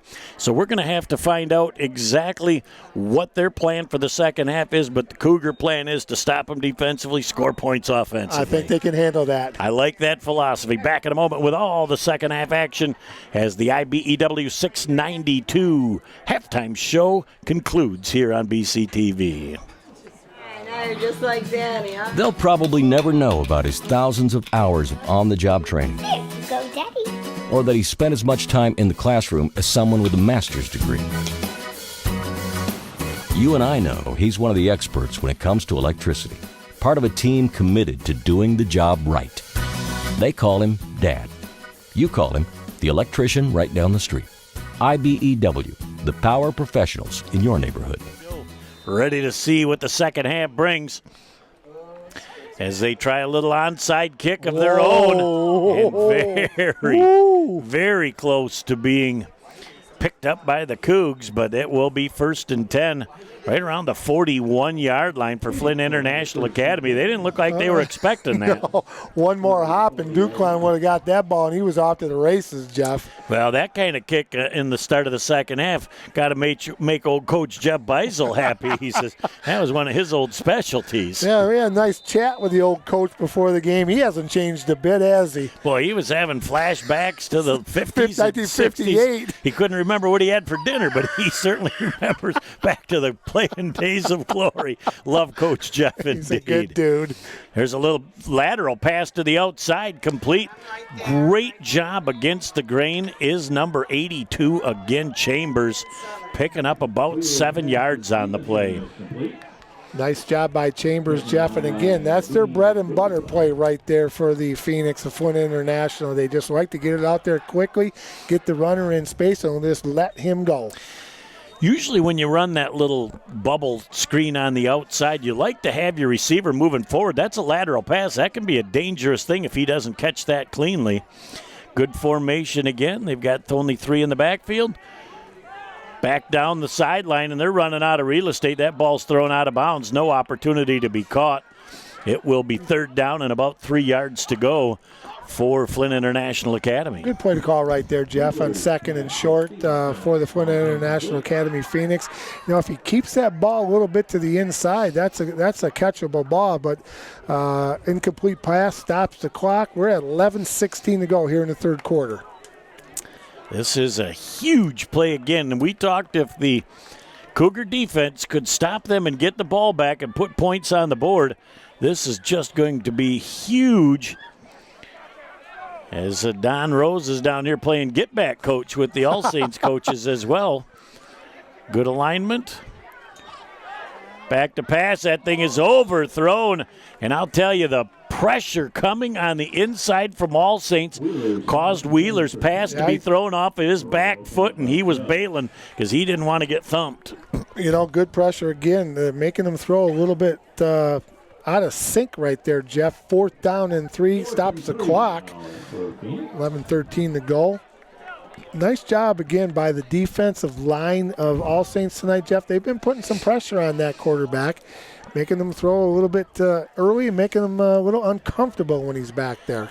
Well, looking at the time that this play takes to come in, they've only got 10 seconds. There is no way they are going to get this play off before they get a delay of game. 5 seconds, 4 seconds, 3 seconds, 2 seconds. Now they're going to end up having to burn the timeout, as those can be valuable late, having to burn one early, less than a minute into the third quarter. We'll take a break and come back. It's All Saints 20 and Flint International 12. Back in a moment on Bay County TV.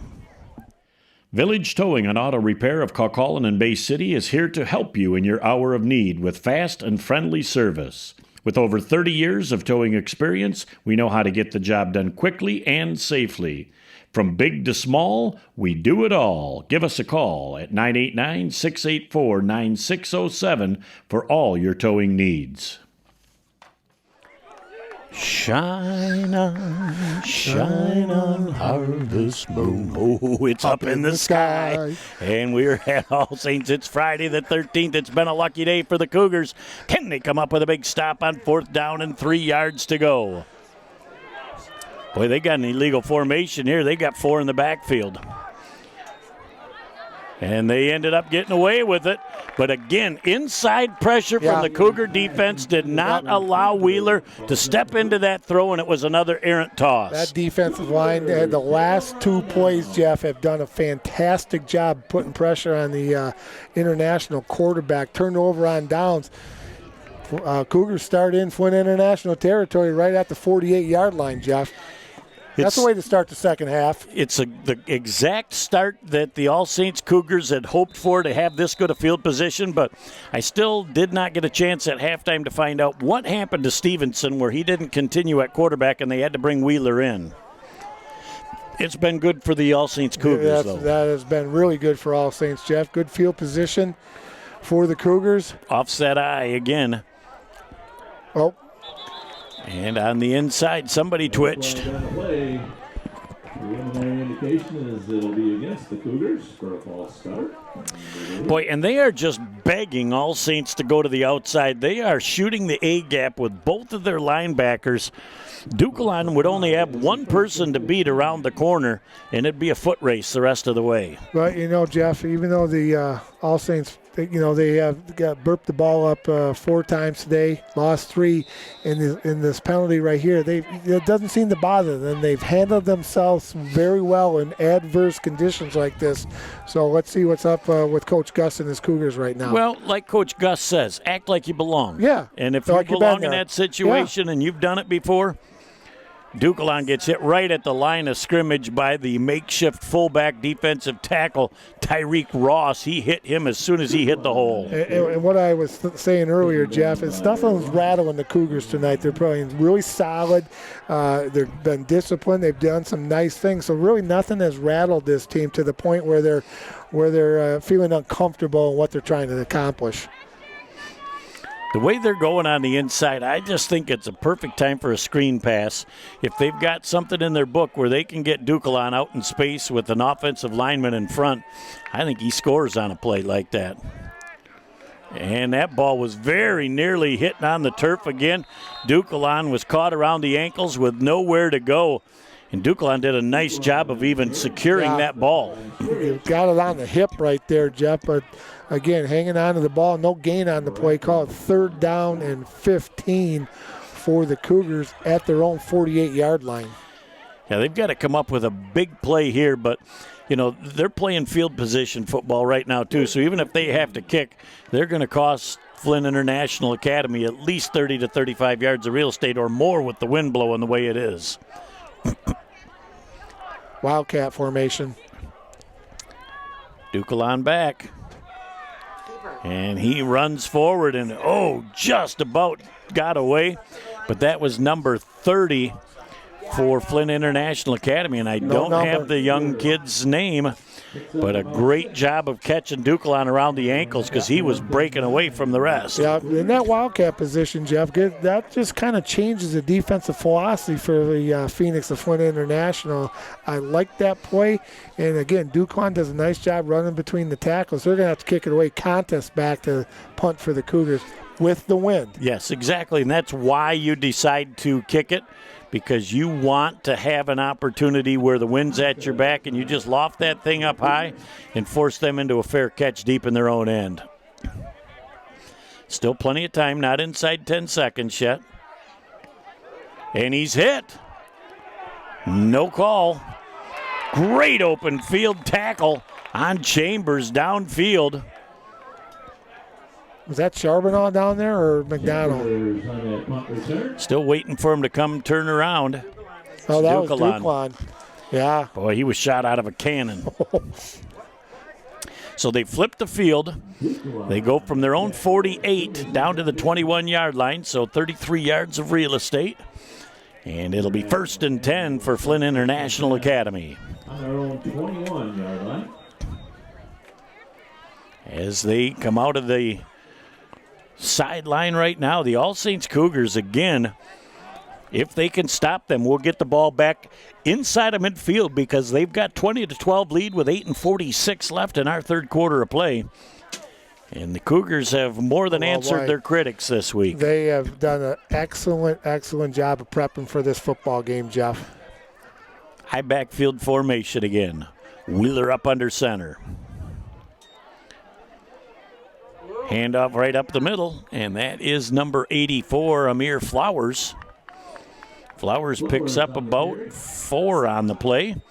It'll be 2nd down and 6. Looks like Conteson on the tackle for the Cougars, Jeff, in a briskly played third quarter. We're at 8:25 and counting to go. Good gain by Flowers.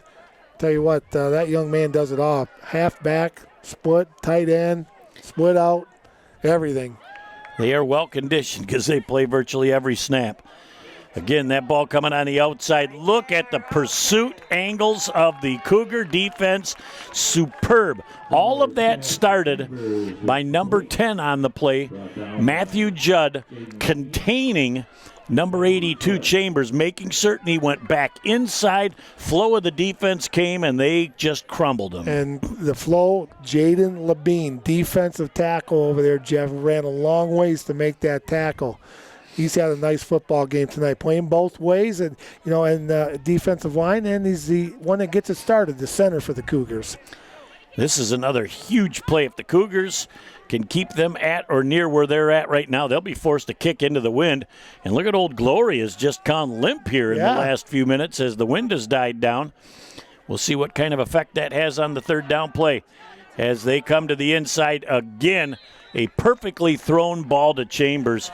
He's an impressive talent. Well, he's a tall, lanky kid, Jeff, and when he goes up, he looks like he's about 6'1", 6'2", but he's got a good wingspan on him. So when he goes up, he can catch that high ball. And the quarterback put it right where he needed to, Wheeler, and a big first down for the Phoenix of Flint International. That was a nice catch. He is the most impressive athlete on the field that I've seen thus far tonight. Done a nice job.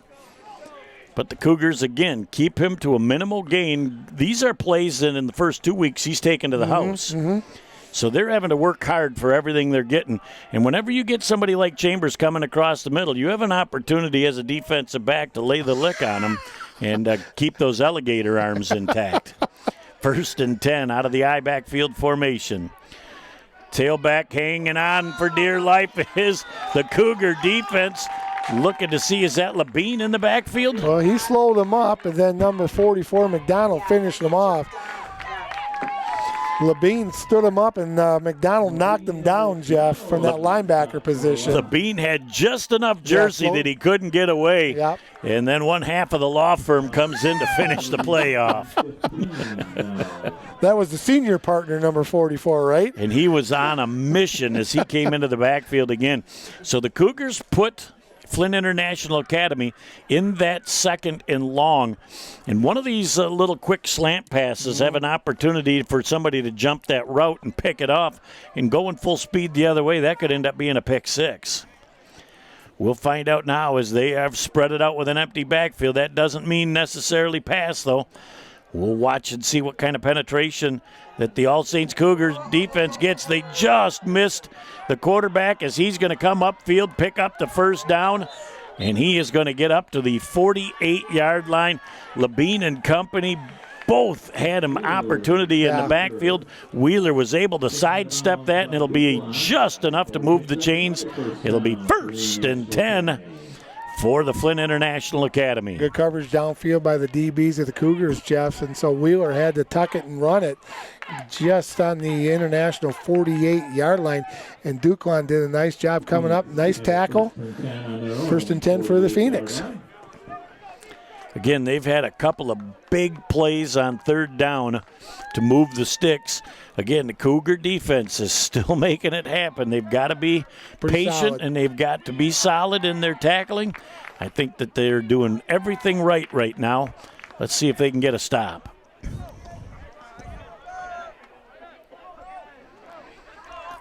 As the I backfield formation again, they're keeping everything tight and tucked. Coming to the outside again, back across the grain. Look at the backside pursuit coming back to make that play. And that is going to be number 44 again, Daniel McDonald. Coming back to make what could have been a big gain, a 2-yard gain, as Labine comes off for a quick blow, probably for only one play. Get a little drink of water and hydrate, and he'll be right back on the field. Yep, 45 was there initially, Jeff. 44 came in and finished him off. Good tackle by those 2 young men. Gain of 2 on the play. Under 5 minutes already to go here in the 3rd quarter. 2nd down and 9 for the Phoenix of Flint International. Moving a little different gap on defense. Right up the middle, taking a good hit. Oh. Was that running back on the play?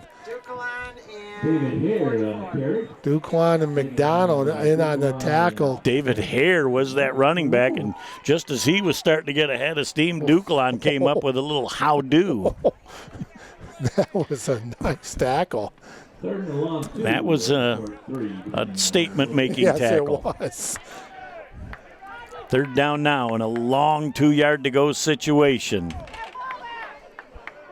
Cougar defense trying to stop this potent offense. Fullback up the middle is able to squirt off tackle to the outside, staying on his feet as he pounds forward for a gain inside the 35 down to the 34-yard line. Judd and Duclon in on the tackle for the Cougars, Jeff. Phoenix pick up a 1st down. David Hare again, the ball carrier. Yeah, David's had a nice game tonight for the Phoenix. Under 4 minutes to go. One thing about what's going on right now, that clock is running kind of in favor of the Cougars right now, Jeff. Phoenix putting on a nice little show, a nice little drive right here in the end of the 3rd quarter. Again, they're staying with this formation. They've gone spread a few times, but pretty much just keeping things bunched on the inside. Nice job by the Cougars again. Initial hit defensively goes to Labine, just enough to slow him up and allow Duclon and Judd and company, and also number 7, Bauza, to come into that play and make it happen. Senior Labine having a nice game, Jeff. Really nice game. Good penetration. So they just did. Oh, there he is. His old eagle eyes from M Live says, "Yep, there's Stevenson back in the ballgame." Even when he wasn't quarterbacking, though, he was a wide receiver, so he wasn't hurt. Right.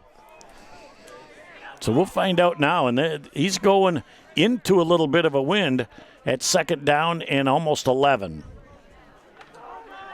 Coming around the outside, there's nowhere to go. Perfect technique tackle that time by Matthew Judd, and a loss on the play back to nearly the 40-yard line. Stretching it out. He's got nowhere to go. Jeff runs out of bounds. Judd comes up with a picture-perfect tackle. 3rd down and long for the Phoenix at the All Saints 39-yard line. That defense for the Cougars tonight has been so impressive. Well, Judd knew again the extra defender is the sideline, so you use that pursuit angle so they can't cut back inside, and you know they're not going to get over your outside shoulder because it's not the CFL. You don't have the extra yardage out there. 3rd down and about 15 yards to go. Nearly losing the ball, stuck in the backfield. It's Contis finishing off the play. We're one half of the law firm. Ryan McDonald comes in first. A huge stop for the All Saints Cougars with 2:40 and counting left in the quarter. The clock should be rolling. I'll tell you what, a great defensive play right there, Jeff. And that was the original starting quarterback, Jazavian Stevenson. Man, oh man, the Cougar crowd, the team is fired up. Boy, everybody's having a good time tonight here at St. Stan's Field. Now, Xavier Wheeler is in punt formation. He's your backup quarterback, so you've got to be very aware of what's going on. And the Cougars don't even have anybody back defensively. I think that's a good move. Let him kick that thing into the wind and let it go where it does, as he's going to get that thing off, and it kicks it off the side of his foot, and that goes out of bounds somewhere just inside the 20-yard line. So really the Cougars are only going to lose about 20 yards of real estate, if that. So it'll be 1st and 10 for the All Saints Cougars as the defense flexes their muscles once again. Nice for the chain gang. They only had to walk about 2 yards for that spot right there, Jeff, but another defensive stand by the base of the All Saints Cougars. 2:02 to go in the third quarter. Impressive so far. 21 yards unofficially on that kick, so it's really not a good exchange that time, as number 10, Xavier Wheeler, had that thing kind of go off the side of his foot as he hurried it. That was a low snap, and he wanted to make sure it got off. So the Cougars get a break here and have the ball at their own 22-yard line. Oh, cut to the outside with some room. Nice little stutter step. He's at the 40, the 45, back across the grain, down to the 45-yard line of Flint International Academy. Getting up a little bit slow is Chambers, as he had to come a long way again, and Dukalon does the old stutter step out there, freezes the defender, turned on the Betty, and the Jets to the outside with a huge gain of over 30 yards. And he got around that corner quick, Jeff, planted that foot, and again, when somebody's coming up to tackle him, he's not hesitating. He's going to run right over you and get that extra yard. What an impressive run, 40 at the 45-yard line. Look who's going to the sidelines, Chambers, right now, as he got up very slow from that tackle, and he's heading over to the bench right now. So we'll have to keep our eye on him over there, as he's Flint's best player, arguably, tonight in this football game. 1st and 10. 44. Hand off to McDonald, and he picks up 4 yards on sheer guts and determination. He can run the football too, brother. He's a good tackler, and he runs with a lot of determination. A good pickup on first down. Give him 4 yards. Anytime you get 4 yards on first down, you know what that does, my friend. El Openo, the playbook-o. And it certainly, he got hit in the backfield again, so he, after initial contact, got about 5 yards of real estate, and that is huge. Instead of 2nd and 11, it's 2nd down and 6. Boy, that was a tough run. Again, a gorgeous night for football here at All Saints. There's enough of a breeze to keep the mosquitoes away, but it's just light jacket weather. Perfect mid-September Friday night. And the quarterback keeper making a couple of people miss is Van Sumer. And man, did he have that ball wrapped up tight. He was not going to let it go. I think he audibilized at the line of scrimmage, had a gap, touches the center on the backside, and said, let's go. I think you're correct, too, Jeff. He didn't see anybody in front of him. He just tapped the center and said, hey, I'm going to keep it myself. What a great call right there. 1st and 10 for the Cougars at the 30-yard line. We'll call it the 31. Whether he made that call on the field, they saw something upstairs and put it in. That is what you have assistant coaches for. They picked that play out, and that was a huge first down for the Cougars. 25 seconds. They're not going to need to run a play here the rest of the. Let her go. They'll say, let's go. Hold it up. 4 fingers. You want to make it happen in the fourth quarter. They'll roll it down with 15 ticks left. Just like it was uncharted territory at the half, it's uncharted territory at the end of 3. The Cougars sending a strong statement and a message. Back in just a minute for the final 12 minutes here from St. Stan's Field. The All Saints Cougars have been masterful through 3. Can they finish? We'll find out in a minute on Bay County TV. AAA Transport and Limousine is the Great Lakes Bay region's most reliable and requested transportation service. For over a decade, we have been helping our clients to get to their destination on time, in style, and comfort. AAA's services include non-emergency medical transport, wheelchair accessible, school transportation, and shuttle services. We strive to provide exceptional customer service and tailor our fleet to meet your individual needs. Rest assured that you are in safe hands when you ride with AAA Transport and Limousine. To set up your next appointment, give us a call at 989-893-8294. Back on Bay County TV, Jeff Doan and Mike Wasdala starting the fourth quarter. Cougars up 8 with possession. They are sniffing the red zone. That is the fullback McDonald going up the middle for a modest gain of a yard or so. That's a purpose play too, Coach. Setting up for the next one. Setting up, looking down the road a little bit, Jeff. Nice job. He hanging on the ball with 2 hands, gaining 1 on the play. Keeps that clock rolling when you run the football. Well, and you keep the defensive tackles at home when you do that. They might want to stretch it out a gap or two, but if they stretch it out a gap or two, that's a 7-8 yard gain. So it's a purpose 27. run. Yes. Yes. But been sprinting around tonight. Duclawn, McDonald been running the ball hard. Now Duclawn out of the Wildcat as he comes to the corner, trying to get around the corner with a stiff arm. He's going to pick up about 3 or 4 yards as he is down to about the 27-yard line before he's finally knocked out of bounds by Russell. Hare also in on the tackle tonight, Jeff. He's had a nice game for Flint International Phoenix tonight. We're going to be out of bounds, stopping the clock at 11:09 to go in the football game. Probably 2 down territory on this call. I would think so. That'll be coming in with Van Sumeren. I think their goal is to try and get at least 3-4 out of this play and leave their playbook available on 4th down. Let's see what they come up with. Again, they come with the offset eye. Wide receiver to the near side of the field. Oh. And a free 5 again. I believe that's the 6th time this game, Mike, that they've benefited from the hard count. I'll tell you what, you take it any way you can get it right now, Jeff, instead of it's going to be about 2 yards. That changes your call, too, on 3rd down. 3rd down and 3. I'll call it 2. Long 2, but really, it really does. It allows you to just bang McDonald up on the inside if you want, or you can try and have him, Duclawn, follow him through the hole. Absolutely. I think this stays between the tackles, though, on a nice, safe play on 3rd down to see what they can muster. Let's see what they got. Coach Gus and his offensive staff have up their sleeve, Jeff, but I think you're right. I think you're going to see the big fella leading the way or carrying the football. And there is McDonald moving forward, and he picks up about half of what he needed. Yep. And he gets the clock moving again. Under 11 minutes left in the game.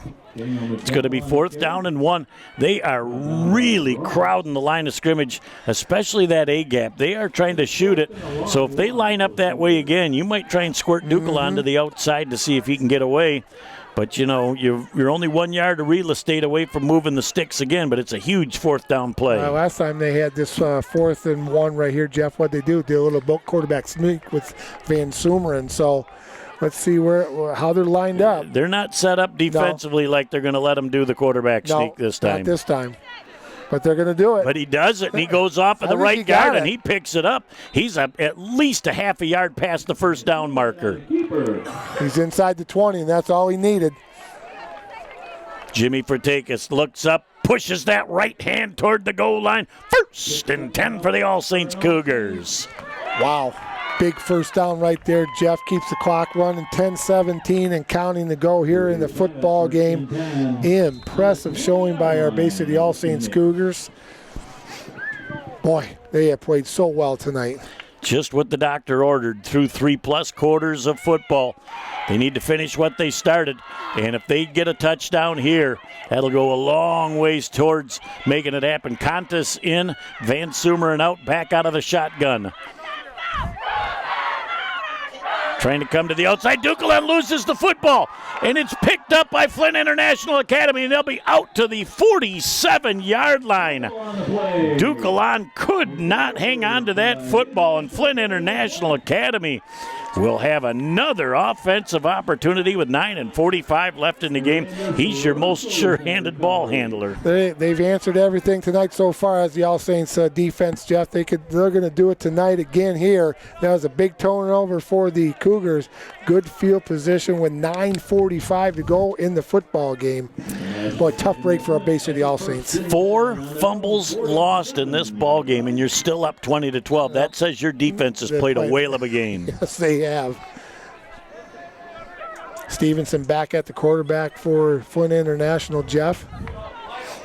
Also back is Amir Flowers, number 84, for the Flint International squad. They've got things figured out now. And the linebacker's probably going to be running. They're going to run a reverse. And that ball's coughed up and landed on it as Levine back at the 32-yard line. They went trickery and they got burned. Nice job by Levine right there, Jeff, jumping on the ball. Like you said, we haven't seen that play all night long. First time they ran, a little trickery by Flint International. Backfired on them. Big turnover back to the Bay City All Saints Cougars. I was trying to see who got back there. If it was Booza that made that hit. Well, Levine got the fumble recovery. I don't know that Levine got the hit too, but it was a beautiful play defensively, all started by penetration from the defense. Yeah, good job by Levine breaking it down, Jeff. You're right. I'm sorry, I did not see who made the initial hit, but Levine with great penetration jumped on that ball. Good job by that young man, not trying to pick it up, just jump on it. Just pounce. And McDonald goes forward. We are going to have a penalty on the play. Trying to see what's going on. I think they're going to have defense on Flint again. Yep. Boy, another free 5. That's at least 6 or 7 times tonight that's happened, Mike. 35 yards right there, Jeff, for the All Saints Cougars. Free yardage is great anytime you can get it. And, 1st and 5 is a heck of a lot better than 2nd and 10. Well, and it allows you to have a more steady diet of McDonald, and then they look for McDonald, and then you get that ball out to number 27, Tyler Duquelan, to see what he can do. 1st and 5 again. Approaching 9.5. Perfect run on 1st down for McDonald as he bangs forward for a gain of about 2.5 yards on the play. Picks up half of the 5. It'll be 2nd down and a long 2. And look at the clock. It's tickling 9. It's just the words that were going to come right out of my mouth right now were time management for the Bay City All Saints Cougars. They are in no hurry, but they're going to be quick. Does that make any sense right there, my friend? Yeah. Quick, but not in a hurry. Yes, indeed. They want to utilize the clock, and it's down to 10 seconds again. So they're doing that, and they're going to just get this off in time again as McDonald bangs forward again, and he only gets back to about the line of scrimmage. So that's 3rd down. But again, we're down at 8:45 and counting, and the defense is pinching big time on the inside right now. They're set up for Duquelan to be able to turn the corner. Devon Brickey in on the tackle for the Phoenix, Jeff. The clock is still running. 8:30 and counting to go in the football game. In the game number 74, the big fella, Tyreek Ross, the junior for the Flint International Academy. He's had another a really nice game tonight too, Jeff. Let's find out what they've got cooking. Duquelan steps to the outside again. Oh, he's got the 1st down, and there's a penalty flag down on the play. That normally is a holding call out on the corner. We'll find out what we've got. Boy, Duquelan just plants that foot and changes direction so well. I think it's going to be against Cougars, Jeff. Got holding against the All Saints Cougars. And tough break because Duquelan had the corner. Potentially the hold had something to do with that. I'm not certain. But, boy, it was a great call. And now they're going to have to get about 12 yards of real estate on 3rd down. That's so impressive when he plants that foot. He kind of plants it, looks inside, then he just scoots outside and gets around that corner. And not quite sure Flint International has seen anybody with that speed getting around a corner like that. Well, you would think that they would be able to simulate that speed in practice. So they just are surprised that he's as quick as he is, I think. You know, sometimes when you watch it on film, it doesn't look like that. Is trying to stretch out that right side cramp again. Let's see what they run here as he gets the ball and just barely able to hang on to it again, as it was just student body center as they came flying through the inside. And with 7:40 and counting left, now it'll be 4th down and about 13. Almost thinking from the 35 you want to try and pin them deep again. Yeah, I was just thinking the same thing, Jeff. Punt the football, keep it, within the playing field, see what Coach Gus wants to do. But they're going to take some time off the clock. I would take a delay of game here and use up as much clock as they can. And move it back a little bit, better field position to kick the football. You'd be able to kick it full force then and try and get them inside the 10-yard line. And I believe that's exactly what they're going to do. I tell you what, I'm on the same page as Coach Gus tonight. That's impressive. I'm really moving up in the world here. I'll tell you what, we agreed for the first time in 27 years. You don't get that in marriages. Wow. We're going to have to write a book. Timeout, All Saints. They took a timeout just before they lost the field position. 7 minutes left of the game. Cougars by 8. Back in a moment on Bay County TV. Over the years, he's put his heart into being your dad. He was always there to fix things. Now that he needs help, don't lose hope. Covenant Center for the Heart is leading the way in minimally invasive heart options for inoperable or high-risk patients, with the first and most comprehensive structural heart disease program in the Great Lakes Bay region. It's extraordinary heart care, close to home. Coming back, looking at Old Glory. Been like that all night. As we celebrate the troops here on this great game with the harvest moon high off into that eastern sky. It's 4th down right now and 13 yards to go. Cougars look like they're going to run a play. Yep. And they've got a little deep ball to the outside. They overthrow Duquelan, who had a step on the defender.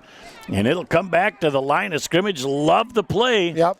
But it will go over on downs. It'll be 1st and 10 for Flint International Academy.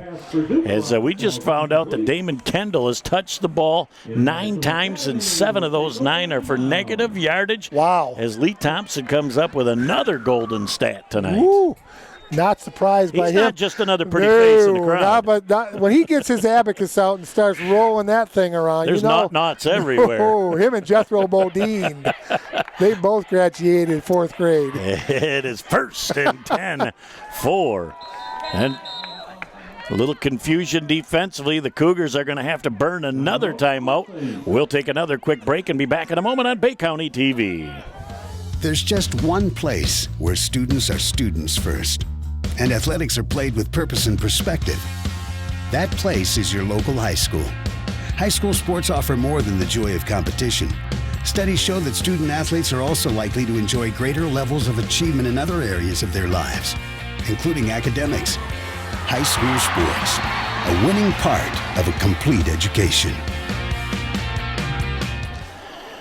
Back looking at Greg Wagner. It does not get much better than Mr. Greg as he rolls out the red carpet every time we come. He's a great individual. Yeah, always a pleasure coming to see his smiling face, Jeff. First one we saw when we walked in the place tonight. Boy, look at it. They've got it all spread out. They run a little bubble, and that thing was well overthrown. Manute Bowl wouldn't have caught up to that thing.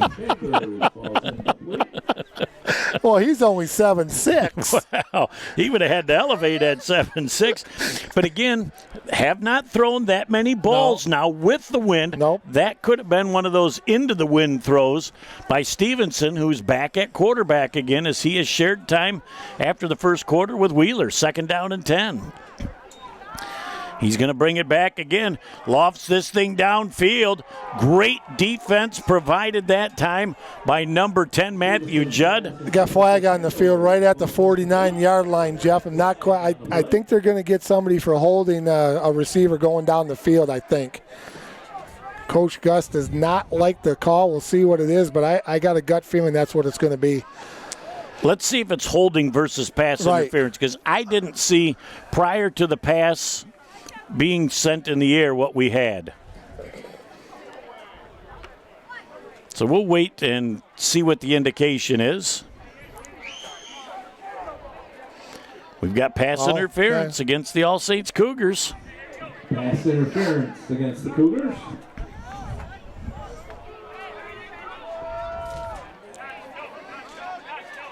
That's a big 15-yard penalty, and that moves the ball right out to midfield. Needless to say, Coach Gus is not too pleased right there, but you got to regroup, get back in it. The defense have had a stellar game tonight, Jeff. Got to put that behind you and get her going, get it back. 1st and 10, Flint International Academy, 6:44 left in the ball game.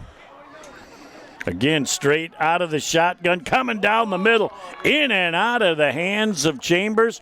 Prior to going off the field in the last series injured, he catches that football. He's nicked up a little bit, and he's a little bit fatigued that he hasn't been the last 2 weeks.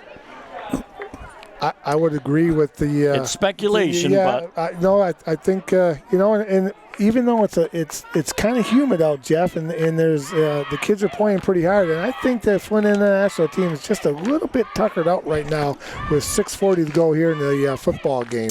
I can guarantee you their defense tonight has played more snaps in this game than they did in the first 2 games combined. Absolutely right.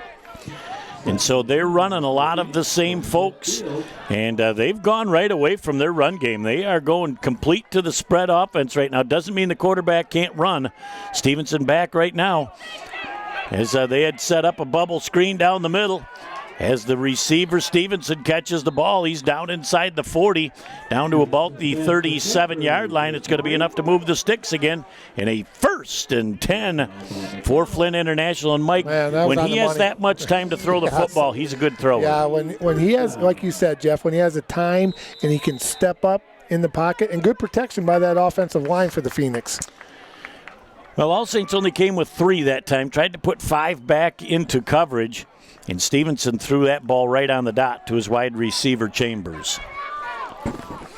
Again, quads out. Here comes a little bit more pressure as they just miss hitting him again. Overthrown, intended for Xavier Wheeler as the quarterbacks turned wide receiver are exchanging positions out there. And that time Stevenson, he felt the heat coming. And he may have let that ball go a split second before he wanted to. They didn't get to him, Jeff, but he could feel it. So you're right. You're exactly right. You let it go a little bit earlier than he wanted to. And that's been kind of the mode of operandi tonight for the defensive line for the Cougars. They may not be getting him to him, but he's hearing footsteps, so to speak. Well, and when I go by him, I just want to put a hand on his back or something, tap him, and let him know that I'm that close. You don't want to lay him out and get a 15. Or exchange pleasantries when you're going by. Say how do as you go by. 2nd down and 10. They go back conventional here. Throw a little bubble on the outside. Not able to get away. A great open field tackle on Chambers by the Cougar defense. Is that McDonald? No. Taken out of bounds by Duquelan. Duquelan in the back. Contest was out in the neighborhood right now. It's 3rd and 8. They throw that little bubble there, Jeff. And what happens is the wide receiver gets it, then the back comes out of the backfield, and he's the first blocker. Trying to scrape. Yep, trying to scrape, and then the wide receiver has to go to the sidelines. But good defense, good tackle by Duquelan, stops the clock. 3rd and long for the Phoenix. Definitely 4-down territory for Flint International. Well, the Cougars have seen that bubble screen enough tonight to know that quick pass is coming. Stevenson back. He's got pressure. He's going to be sacked back at the 44-yard line. Nick Contis, and he takes the ball away, too. He says, I'm going to take this home for a Christmas present. No, it's going to be 4th down as Stevenson was down. He got a 7-step drop. He turned back to throw that ball, and Contis was shot out of a cannon right in his face. What a huge play right there for the Cougar defense, Jeff. They've got to go for it with 5:39 to go here in the 4th quarter. 4th down and long for the Phoenix at the Cougar 44-yard line. Contis, you're right. He came out of nowhere, man. What great speed. Boy, he shot a gap, and an offensive lineman could not have got a hand on him. Now, the Cougars have got to play prevent defense. They've got to know where that first down marker is. If they get a stop here, they'll need 2 first downs on offense, and they'll be able to run this clock out. 5-11 and counting. Jeff Stevenson back in the game. He gets a call from Jalen Holmes, the head coach of Flint International, and they're going to call timeout. Yeah, they're running out of time. They were a little indecisive and late getting their call in. This is a great break for All Saints because they'll get a blow defensively, make sure they're all on the same page. We're coming back for what in just a moment is going to be a Village Towing key play of the ball game on Bay County TV. Ow, ow, ouch! My hip, my knee, my joints feel out of whack. Ow, ow, oh my! The pain, I can't take it anymore.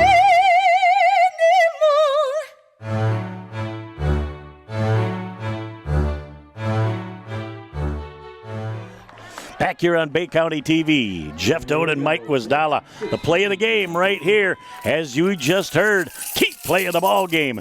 Can the Cougar defense come up big? Stevenson back to pass. He's got some pressure on. Down the middle, the pass is intended. It's complete. The receivers ran into each other, knocked it out of their hands. And, they're both down on the ground saying, I both thought I had 6 points on that. And the Cougar defense comes up big with a break, and it will come back and be first down and 10 yards to go for All Saints with some valuable real estate out at the 44. Looks like number 18, Jeff, Damon Kendall for the Phoenix. He was going for the ball along with number 82, Chambers, and they just ran into each other. Boy, they both had their sights on that football, and Chambers had it for a moment, and then that ball got knocked away by Kendall, and Chambers is limping to the sidelines. Kendall's still down. We'll take a break and be back in a moment. We're going to keep it right here. He did bounce back up, so we are going to be able to resume. Very nice show of sportsmanship here by the Cougar faithful.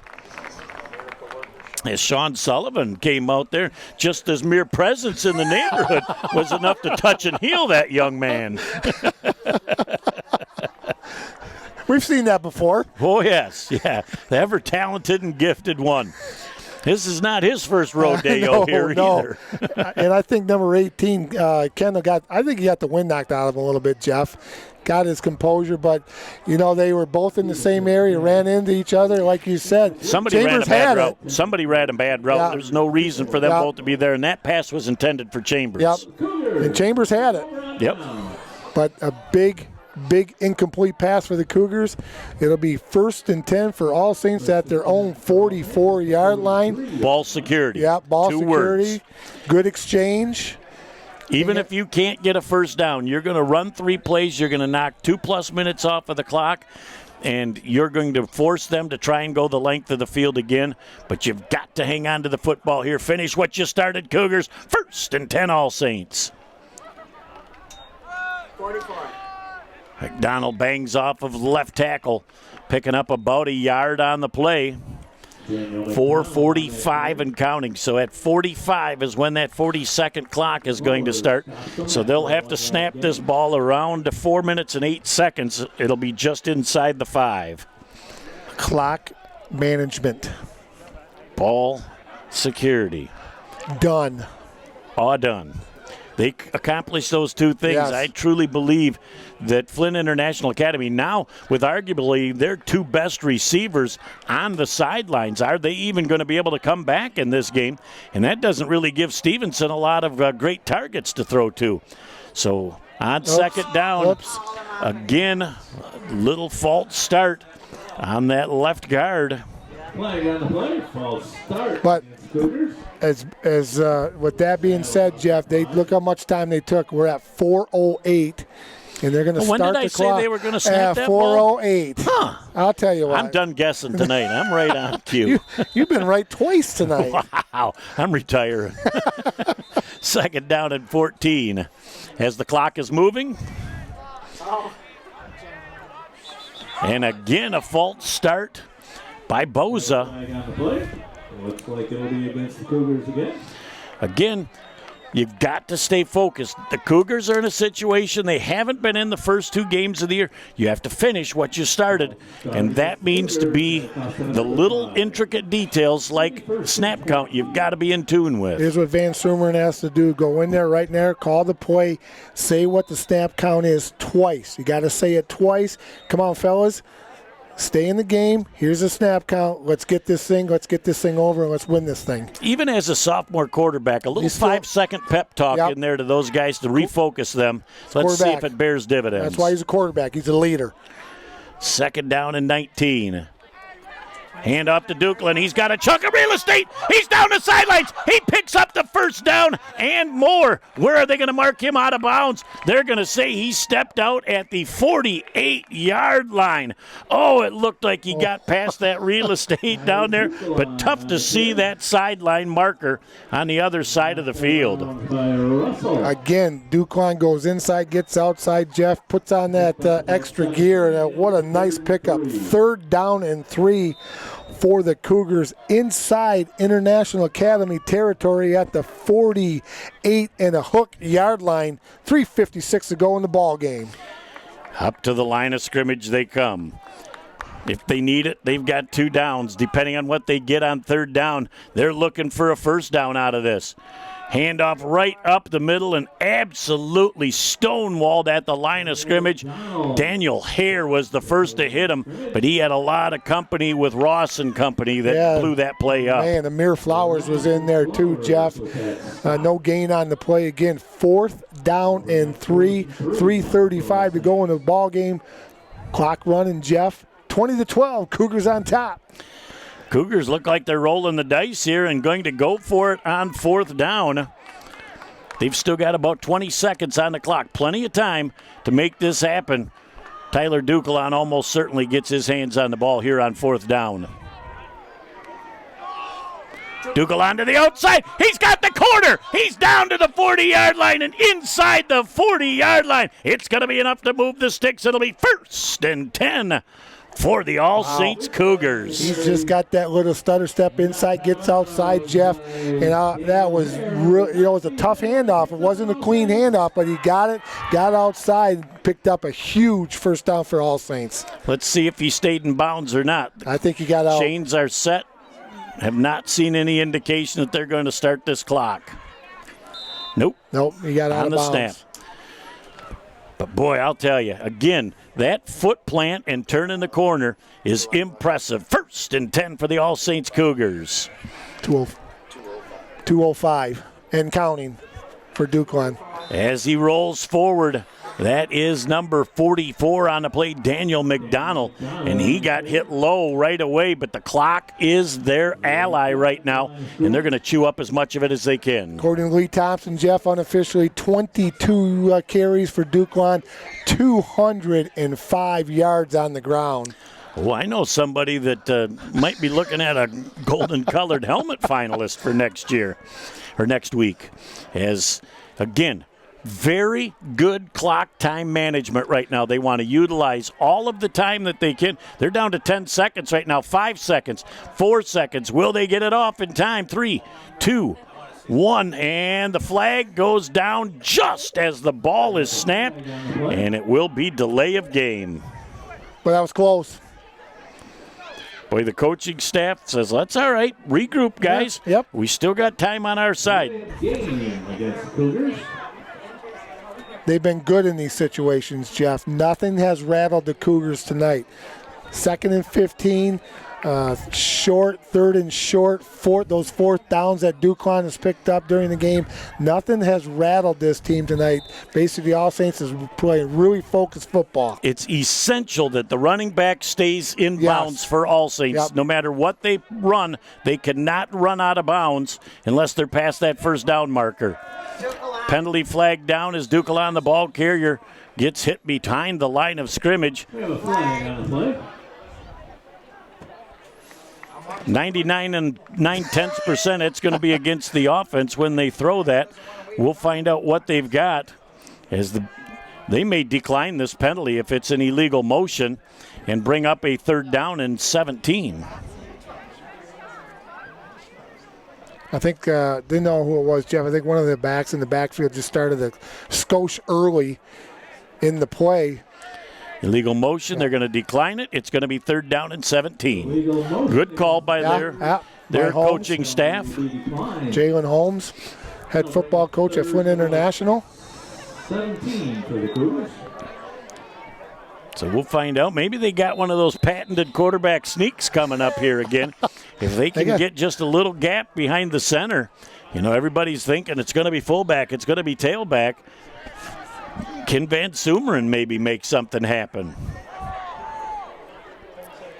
They're up to the line of scrimmage right now.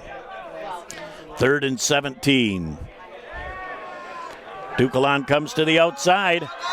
He bangs down the sidelines down to the 37-yard line in a great run, and there's people down on the field, including number 84, Amir Flowers. He's hurt. And is somebody else down for All Saints? It's Duquelan. Duquelan was down, but I don't know if he kind of fell by him. Boy, that was a tough hit.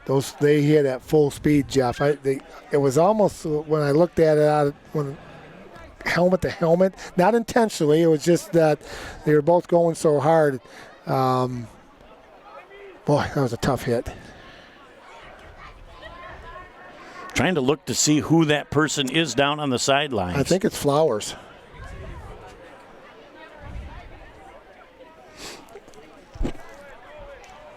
I'm going to look for Flowers. I think he got up and went to the other side of the field, but I'm not certain of that. He's writhing in pain right now. You can see the way his legs are flopping back and forth. He's certainly hurting, but one of the best in the business, Sean Sullivan, right there to oversee the situation. We'll take a break and be back in a moment on Bay County TV. Take 2, Mark? I guess. I go like this. The best part about playing football in Texas has to be the reaction from the community. I want to encourage others to play volleyball or choir because you get to experience new things and do stuff that you've never done before. My reason why is passion. My reason why is pride.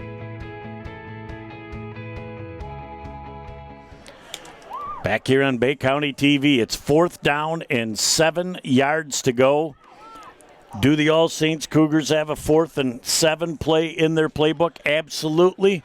Can they execute it to perfection?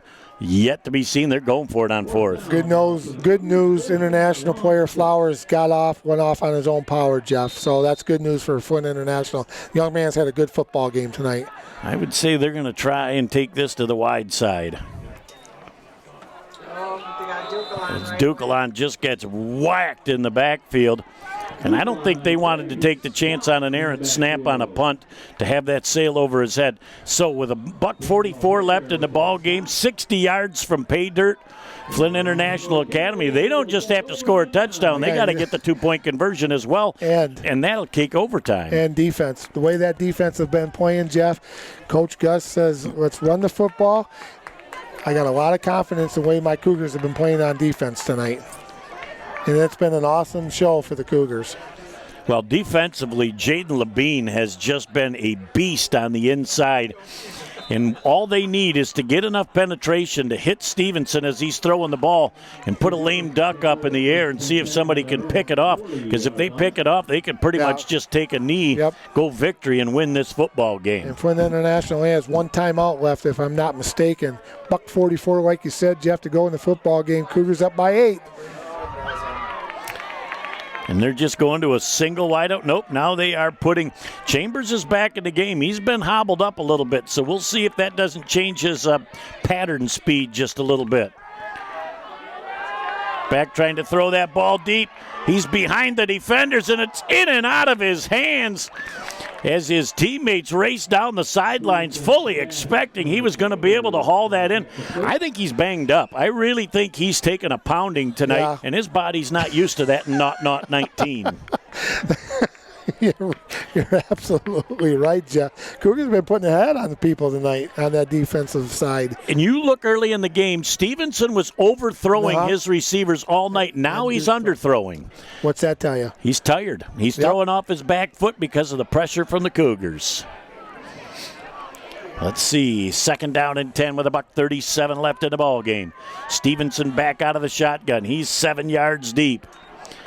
He's back. Here comes the pressure. That ball way overthrown. The wide receiver, number 18, Damon Kendall. He didn't even see that thing sailing over his head. He didn't want to throw it that early. He was waiting for another second or so, Jeff, but the pressure was so good from that defensive line. They actually blitzed that time, brought a whole bunch of folks in red jerseys. He had to throw it a lot earlier than he wanted to. It is a big 3rd down right now. $1:32 left in the ball game.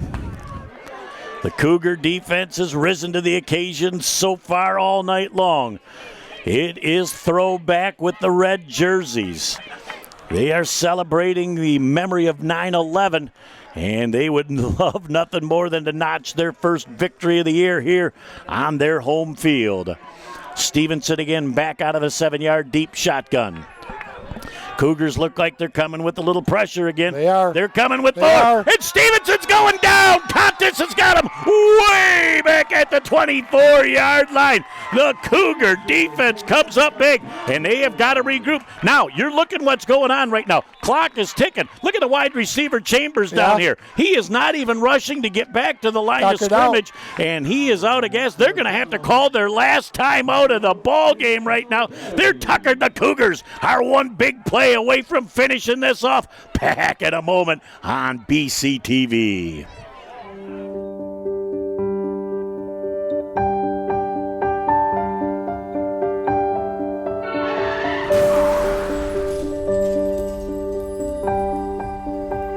At Covenant Healthcare, we see this every day. As the region's leader, Covenant has the best emergency and trauma team for adults and children. Because on an ordinary day, you just may need the extraordinary. Back looking at the Cougar huddle right now. The biggest 30 seconds of the 2019 season for Coach Gust and the rest of these Cougars. Disciplined defense. You've got to be disciplined and know where that first down marker is. Deeper than anybody else in a different colored jersey, Jeff. You got to have everybody in a white jersey in front of you. You don't let anybody get behind you, and you contain and get the ball back on downs. 4th down and 26 for the Phoenix. You know, will they roll the dice and try and come with 4 again? You don't want Stevenson to break contain. Now you've got Kendall to the near side. You've got Chambers to the wide side. 4th and a whole bunch. They are going to throw that ball deep. And the ball is in and out of the hands of the wide receivers. Artavis Chambers slowed down on that route, and that was a picture-perfect pass from Stevenson. He's tuckered out. He ran out of gas on that play, I presume, and the Cougars are going to take over, and they're going victory. There is no timeouts left. They're going to snap the ball twice, and they are going to be dancing in the streets over here in the South End. What a impressive showing tonight, Jeff, by Bay City All Saints. The All Saints faithful are having a good time tonight here at St. Stan's Field. French fries all around for the Bay City All Saints Cougars. Victory fries. There's nothing like them. All right. They are going into the victory formation. Mike, there is not a better offensive-looking formation than that victory formation. Got to love the victory formation, Jeff. That tells you one thing. It is a victory. All they've got to do is secure the snap, and they do it. And they're only going to have to snap that ball one more time with around 30 seconds left in the ball game, and it will be El Finito. I'll tell you what. Coming into the game 0-2, impressive showing by Bay City All Saints. What a great game plan by Coach Gus. Poised, did everything right tonight, Jeff. Offensively, defensively, Duquan had a big game. The law firm of McDonald, Labine. Just an awesome, awesome showing tonight by the Cougars. And that will be the last snap necessary for the game. Wearing their throwback red jerseys, heading to the sidelines. Let the celebration begin as the All Saints Cougars have been able to make it happen right now and quiet a whole lot of critics. I'll tell you what, it's good to get the monkey off your back, Jeff. We got 10 seconds to go. As they roll the final seconds down, they've already got the congratulatories, the message sent to the rest of the league. The Cougars are back. That's all there is. There isn't any more. The final score in our ball game, the All Saints Cougars 20 and the Flint International Academy 12. Back for what will be a great post-game show in just a moment on Bay County TV.